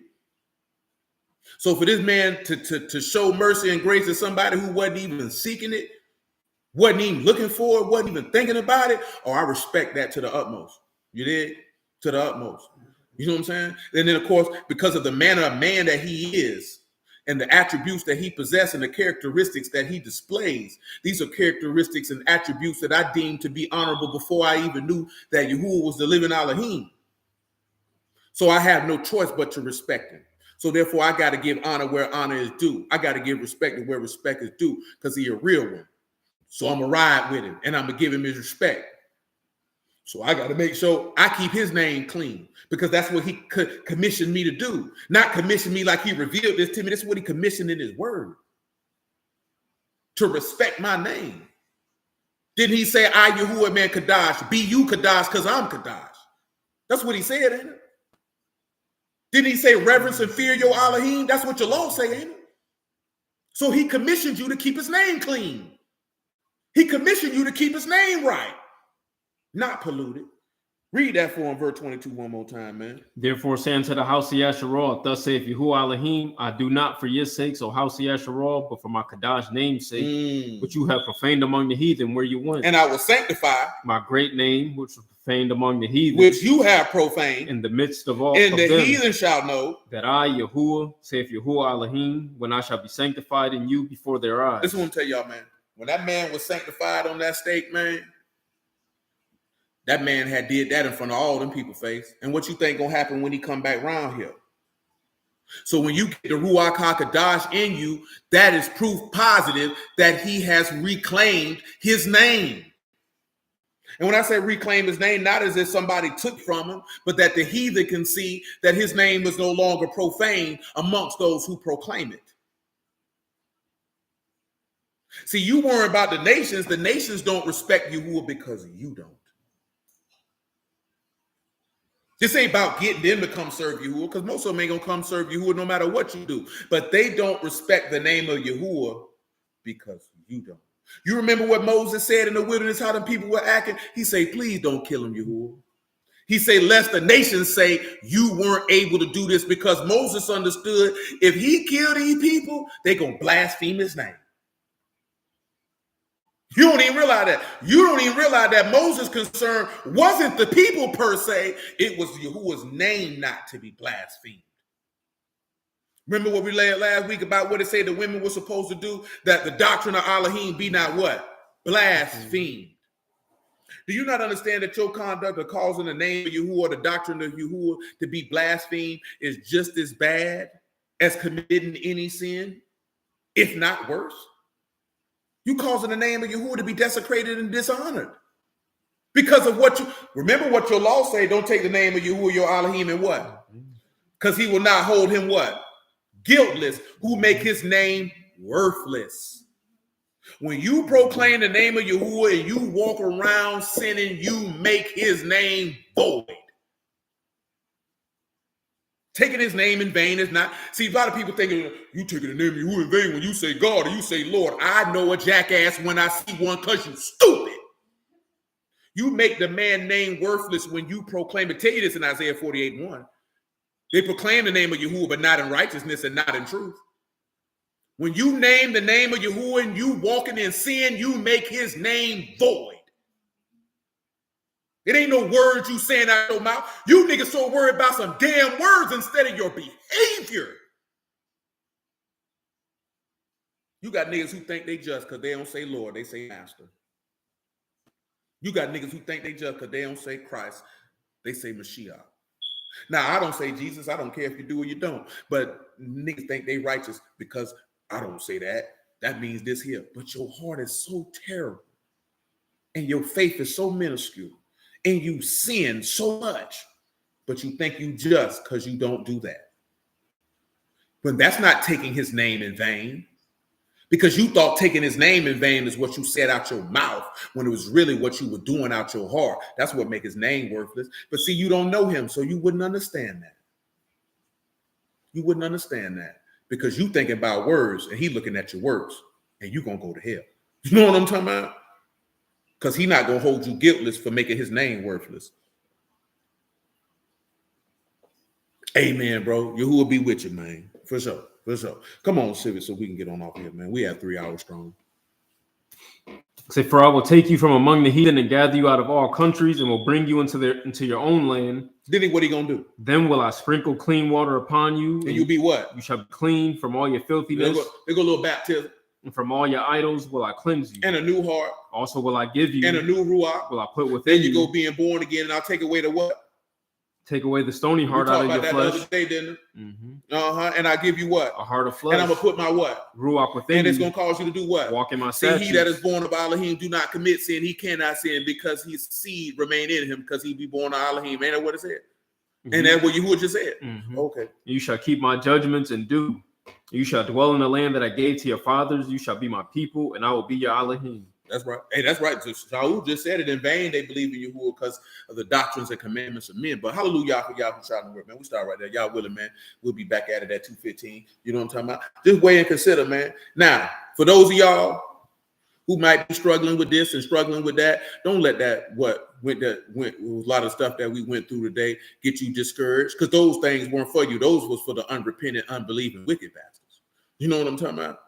But if it's something that you earnestly struggling within your flesh to overcome, and you have a desire to overcome so that you may have right to the tree of life and that you might inherit all things, then you have to be humble enough to be able to look yourself in the mirror and do the work that's necessary to that which is a weakness no longer has control over you. As we read earlier, man, you got to let aside, you got to put them weights to the side, man, and the sin that's stopping you so you can run the race with patience. You know what I'm saying? For sure, man. Praise you who is over. You know what I'm saying? Like, you know what I'm saying? This thing is rewarding, but you got to be willing to do the things necessary in order to get it. Amen, Marcus, man. Amen. You know what I'm saying? Everybody look at, man, I didn't think I know. Solomon said in 1 Kings, man, 8, man, he said every man know the plague of his heart. Everybody got something that's in their mind that they dealing with that the next person may not be dealing with. But you have to be humble enough to acknowledge that there's a plague of your heart, and then be desirous enough to please and delight in Yahuwah, to no longer allow that which is plaguing your heart to have dominion over you. Because your desire to please Yahuwah is greater than your desire to please yourself. Because however long before you knew who Yahuwah was, you lived your life for yourself to please yourself. Now live your life to please your maker. Now live your life to please him who died and rose again from the dead so he could make you in his image, that you could become the son and daughter of Elohim that he desires you to be. Don't let this world or no lust trick you out your crown, because it ain't worth it. It's only, pleasures of sin ain't but for a season. It's temporary. So you have to be willing to endure. Then the biggest thing is, how much do you respect the recompense of the reward? Do you value the reward? Because this is being honest, right? The more you value the reward, the more you will move away from your desires that are contrary to Yahuwah. So you have to look at how precious that is to you. You know what I'm talking about? Like, how bad do you want that? Because I know, like it's here, right? We on Clubhouse right now. You know, it's all types of conversations that people have on here. You can get carried away and all types. I ain't gonna lie to you. I ain't never been one to be like, something is draining, but I ain't gonna tell you no lie, boy. Listening to some of the niggas talk, that junk draining to my spirit. I can't listen to you. Like, you'll try to sit back and follow, and you be like, I can't do it. And it's not even something that's just disturbing to the spirit. It's just like, why? Why? What's that that movie scene where that white man said nothing that you said was a coherent thought, and we're now all dumber for listening to it. Yeah, I can't do it. Definitely how Clubhouse be saying. I can't do it. And I know you can follow down those rabbit holes, Pauls, you know what I'm saying, on YouTube and Facebook and wherever else. You know what I'm saying? That people, I just can't do it. Because I would rather listen to somebody who's going to say something that'll be ministering to my soul than to listen to a nigga talk about nothing. Because I don't mind. Like I say, man, I be in the room, I don't raise my hand. I don't want to participate in none of that stuff, man. You know what I'm saying? But it don't never be nobody saying nothing to the point where you be like, you know what? You will put that in that man's mouth to say that there. And I appreciate that. We don't get none of that, man. We don't get none of that, man. None of it. You know what I'm saying? See, a lot of people think because somebody preached that that don't mean nothing. Shoot, you don't think Peter and Paul listen to other people preach the word? You don't realize all the apostles were standing out there when Peter was preaching on Pentecost. You don't think that benefited them, what he was saying? We already know this stuff, so it don't matter. Nah, man. Only goofies think like that. You know what I'm saying? When you love Yahuwah, you love the word, so you want to hear the word too. But when ain't nobody talking about no word, man, I don't want to hear that. Shoot. As stupid as some of these brews is, man, I might as well go ahead and slide to somebody on Sunday if I wanted to be done. And you know what the sad part is? Depending on what the topic, some of them men on Sunday might be more knowledgeable than the brew, man. And that's the sad part. Amen, man. That's the sad part, bro. And I ain't saying that to be funny. I'm saying that because that's sad. Because we profess to be the guarders of the word, but yet we know nothing. And we ridicule people who we say don't know nothing when you really on the same cruise ship. You on the same cruise ship. Whole bunch of y'all going somewhere you don't want to go. Because don't nobody know what they talking about. Everybody just debating, fighting, and fussing. And it really show what's sown in our heart. Is that the fruits of righteousness and everlasting life ain't sown in our heart because all we want to do is argue.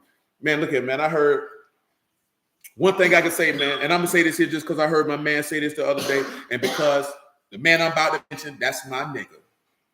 But one thing I respect about Sal Showtime, man, Sal Showtime don't do debate talk for you no more.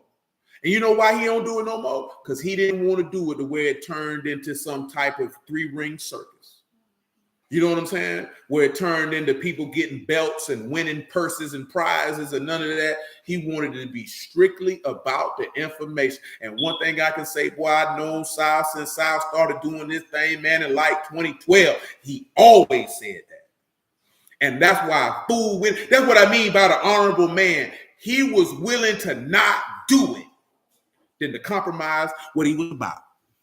You know what I'm talking about? You know how easy he could have just went and said, oh, yeah, we'll do this here because it'll bring the news in and I can make some money, this, that, and the third. No, he said, no, I ain't doing it.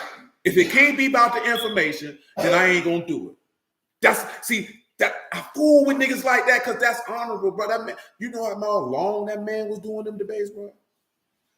Do you know some of y'all know? That's what some people know came around here and heard me from was on his platform. And I wasn't even debating. You know what I'm saying? I debated one time on that because he say, bro, I want you on the show, bro. Woo, woo, woo. I say, man, I ain't no debater, my nigga. He said, I tell you what, if you do this one debate for me, bro, he said, man, you could come on here and preach whenever you want. I say, because you my nigga, bro, I'll do it. And it wasn't even the fact, you could come on here and preach whenever you want. It's just the fact he say, bro, I rock with you, man. I just want you to come do this for me. I say, I do this for you because I fool with you, bro. And then he kept his word on that. And it wasn't never me hitting him up saying, remember what you said? He would hit me up and say, hey, bro, you want to drop something on such and such? You got time for it? Yeah, I got you. I can do it. Yeah, I respect that. It ain't even about him letting me do it. It's the honor. That jump was years ago, man. That jump, how long ago that was? But I about damn near 10 years ago. I ain't know you then, but shoot, I ain't even know Boot then. Did I know you then when I did that? I don't think so. That was the debate we did with one of them boys from, I don't know if he's still down with ABT, man. Can women preach or teach? I want to say we did that in 20, 14. It's on YouTube though. It's on there. Some of y'all don't know. We did that in what 2014? It's either 2014, 2015. It was a long time ago though. I'll tell you that. It's definitely coming up on a decade. I remember that, John, because they was mad with me. They were selling out by me. Because this thing, I don't debate, so I would preach it. You know what I'm saying? I really wasn't listening to nothing that dude was saying. You know what I'm saying? Straight up. You know how people be listening? I wasn't listening to nothing he was saying. When he went to talking, bro, I went to go doing something else. It's like straight up, because I didn't care what he had to say. And I actually said on the debate these exact words. Bro, this ain't about no winning, no losing, no debate. I say, if Yahuwah say a man can preach, a woman can't preach or teach, you know what I'm saying?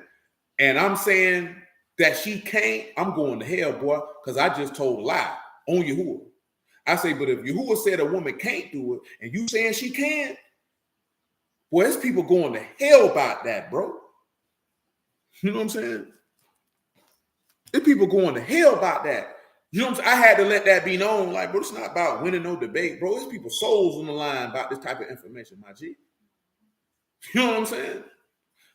I remember it, though. I can't remember what I said. You'd have to listen to it. But I remember I was taking a shower, boy, and what I said in that opening statement came to me in the shower. I remember that, though. You know what I'm saying? Because it was about the interaction with Adam and Eve. Like, what's wrong with you, bro? Like, why y'all want a woman to rule over you? That junk didn't even make sense to me in the first place. The woman deferred teacher, she ain't teaching you about God, boy. She teaching you how not to piss on yourself and your ABCs, nigga. That don't diminish her because I'm like this here, man. But that's just me, though, man. Women ain't leading me nowhere, not in that capacity. I'm good on that. It's no disrespect. It's not, that don't never even entered into my mind. I feel you on that, Jay. It never entered into my mind. It's not even a thought process to me, like, I'm going to follow a woman. No, I'm not doing that. Why would I do that? Now, let me tell y'all something, man. It's my Yahuwah given right as a man to be the leader of my own life. You know what I'm talking about? That's my Elohim given right. So I can be led by another man in a position of authority, considering the hierarchy of the organization that I'm a part of. I have no problem with that. And I'm led by my Elohim. I have no problem with that. Like I said, man, it was a situation. If we had to go and join in with another congregation, and I had to be under the authority of another preacher, I had no problem with that. It wouldn't bother me in the least bit. Sure wouldn't care. But I am not being authority on no woman. You know what I'm saying? That's not happening. My mama was the last woman who I was under the authority of, and that's it. That was the end of that. That's not happening. You know what I'm talking about? No, sir. No way. Not no grown man. Why would I do that? Why would I volunteer for that? Nobody can't even give me a rational explanation and reason why that is something that I would even want to desire for my life. Why? No, absolutely not. That ain't even got nothing to do with a woman. That's just got to absolutely do with why would I want to, as a man, do that? Can anyone give me 2 to 3 witnesses why that would be something that I would want to do? You ain't got to pull no word out for it. Just give me some reasonable, rational explanations of why I would want to commit my life to be led by a woman. Why should I do that? And I'm not saying that to say some woman got to let me lead her. She ain't got to let me do nothing because I'm going to lead myself. You know what I'm talking about? That's what a lot of brothers get problem in. She won't let me lead her. Why you worrying about shoot? It ain't about she can't let you do nothing. You lead yourself. She can get down with you or she don't. If she ain't down with you, bro, what you care for? Keep leading yourself. But you gonna make her follow you, nigga?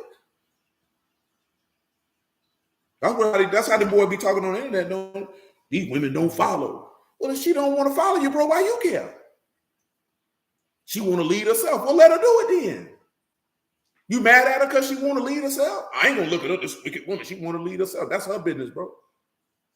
I ain't got nothing bad to say about her. Lead your life, baby. I hope it work out for you. I ain't wishing no harm on you. Y'all didn't see that there, what I shared with Lil Duval said, man. I don't know if y'all say this other places. Civic say they don't say that. He said it must be a Florida thing where they said, but I'm finna get in this dude and have your nuts crossed. I was amazed at how many people didn't know what that meant to have your nuts crossed. Because a lot of these boys got their nut crossed on some women. I ain't gonna lie to you. When she don't want to fool with you, she don't want to do what you want her to do. You want her to fail in life. What you got your nut crossed on that woman for? You know what I'm saying?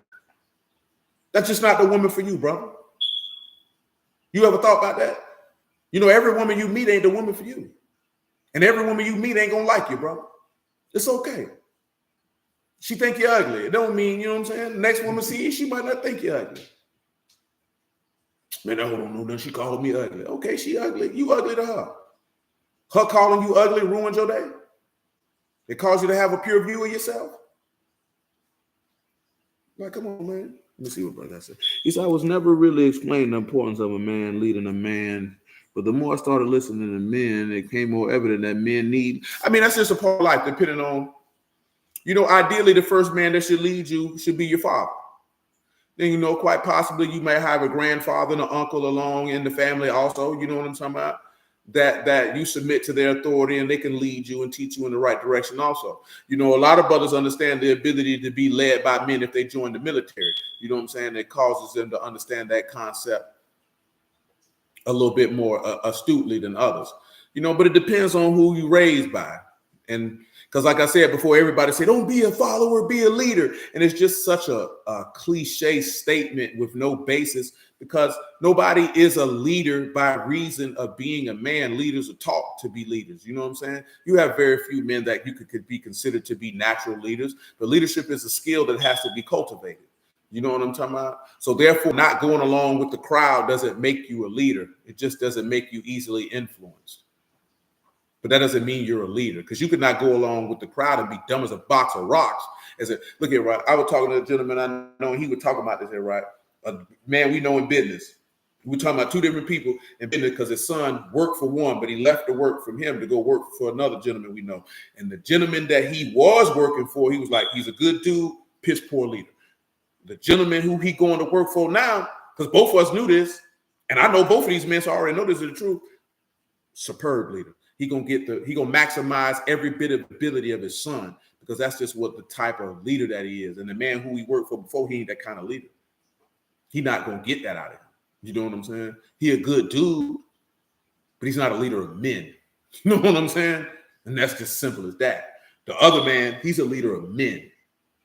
And there's a difference. If I was explained to y'all once before, what women look for in a leader is not what men look for in a leader of men. It's two different things. You know what I'm saying? There's a certain type of character that a man. That's why you can see people, like they did a poll and they say majority of the players in the NFL want to play for Mike Tomlin, because they can look at him and perceive him to be a leader of men. They say the same thing about the coach for the Lions. They look at him and perceive him to be a leader of men. There's just some men that other men look at and say, hey, I can take and follow his direction because of the man that he is. You know what I'm saying? And what he's about as a man.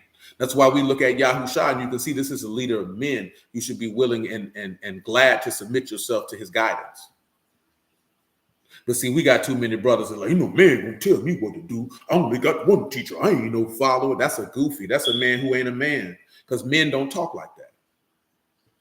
Men understand, hey, man, if it's a man of higher degree and higher honor and rank, then, hey, I can yield to his authority. And because he would know that this man would be, at the same time that this man is leading him, he know that this man is leading him, giving him the requisite tools to possibly do the same in the event that it is needed to be done. Or in the event that he is not present, that this man could be able to execute the plan as if he was there. You see how he said, even though I be gone, I be with you, because you can still execute the plan. But see, let me get off here, man. I'll be on here all night long. But hey, I appreciate y'all, man. I love y'all. I bless y'all the house of Elohim in the name of Yahushua, man. Just know that our Elohim is the greatest. You know what I'm talking about? No matter what you're dealing with, what you're going through, he is the greatest. You know what I'm talking about? He is faithful. He is just. He is merciful. He is loving. He is caring. And all he do is challenge us so that we can bring out the best of godliness that resides in us through his word. You just have to be a willing participant. Ain't that what it said? Be ready, hard, and willing mind. That's all you got to do, man. This thing easy, man. Don't let the devil trick you out your crown. And don't let goofy niggas and sinners tell you that you can't be that. I praise Yahuwah, man. Don't let these goofies out here convince you that, man. Don't listen to them. Listen to Yahuwah. Y'all willing, man, till tomorrow, man. Clubhouse, if you ain't got nothing for me, man, I'm gone.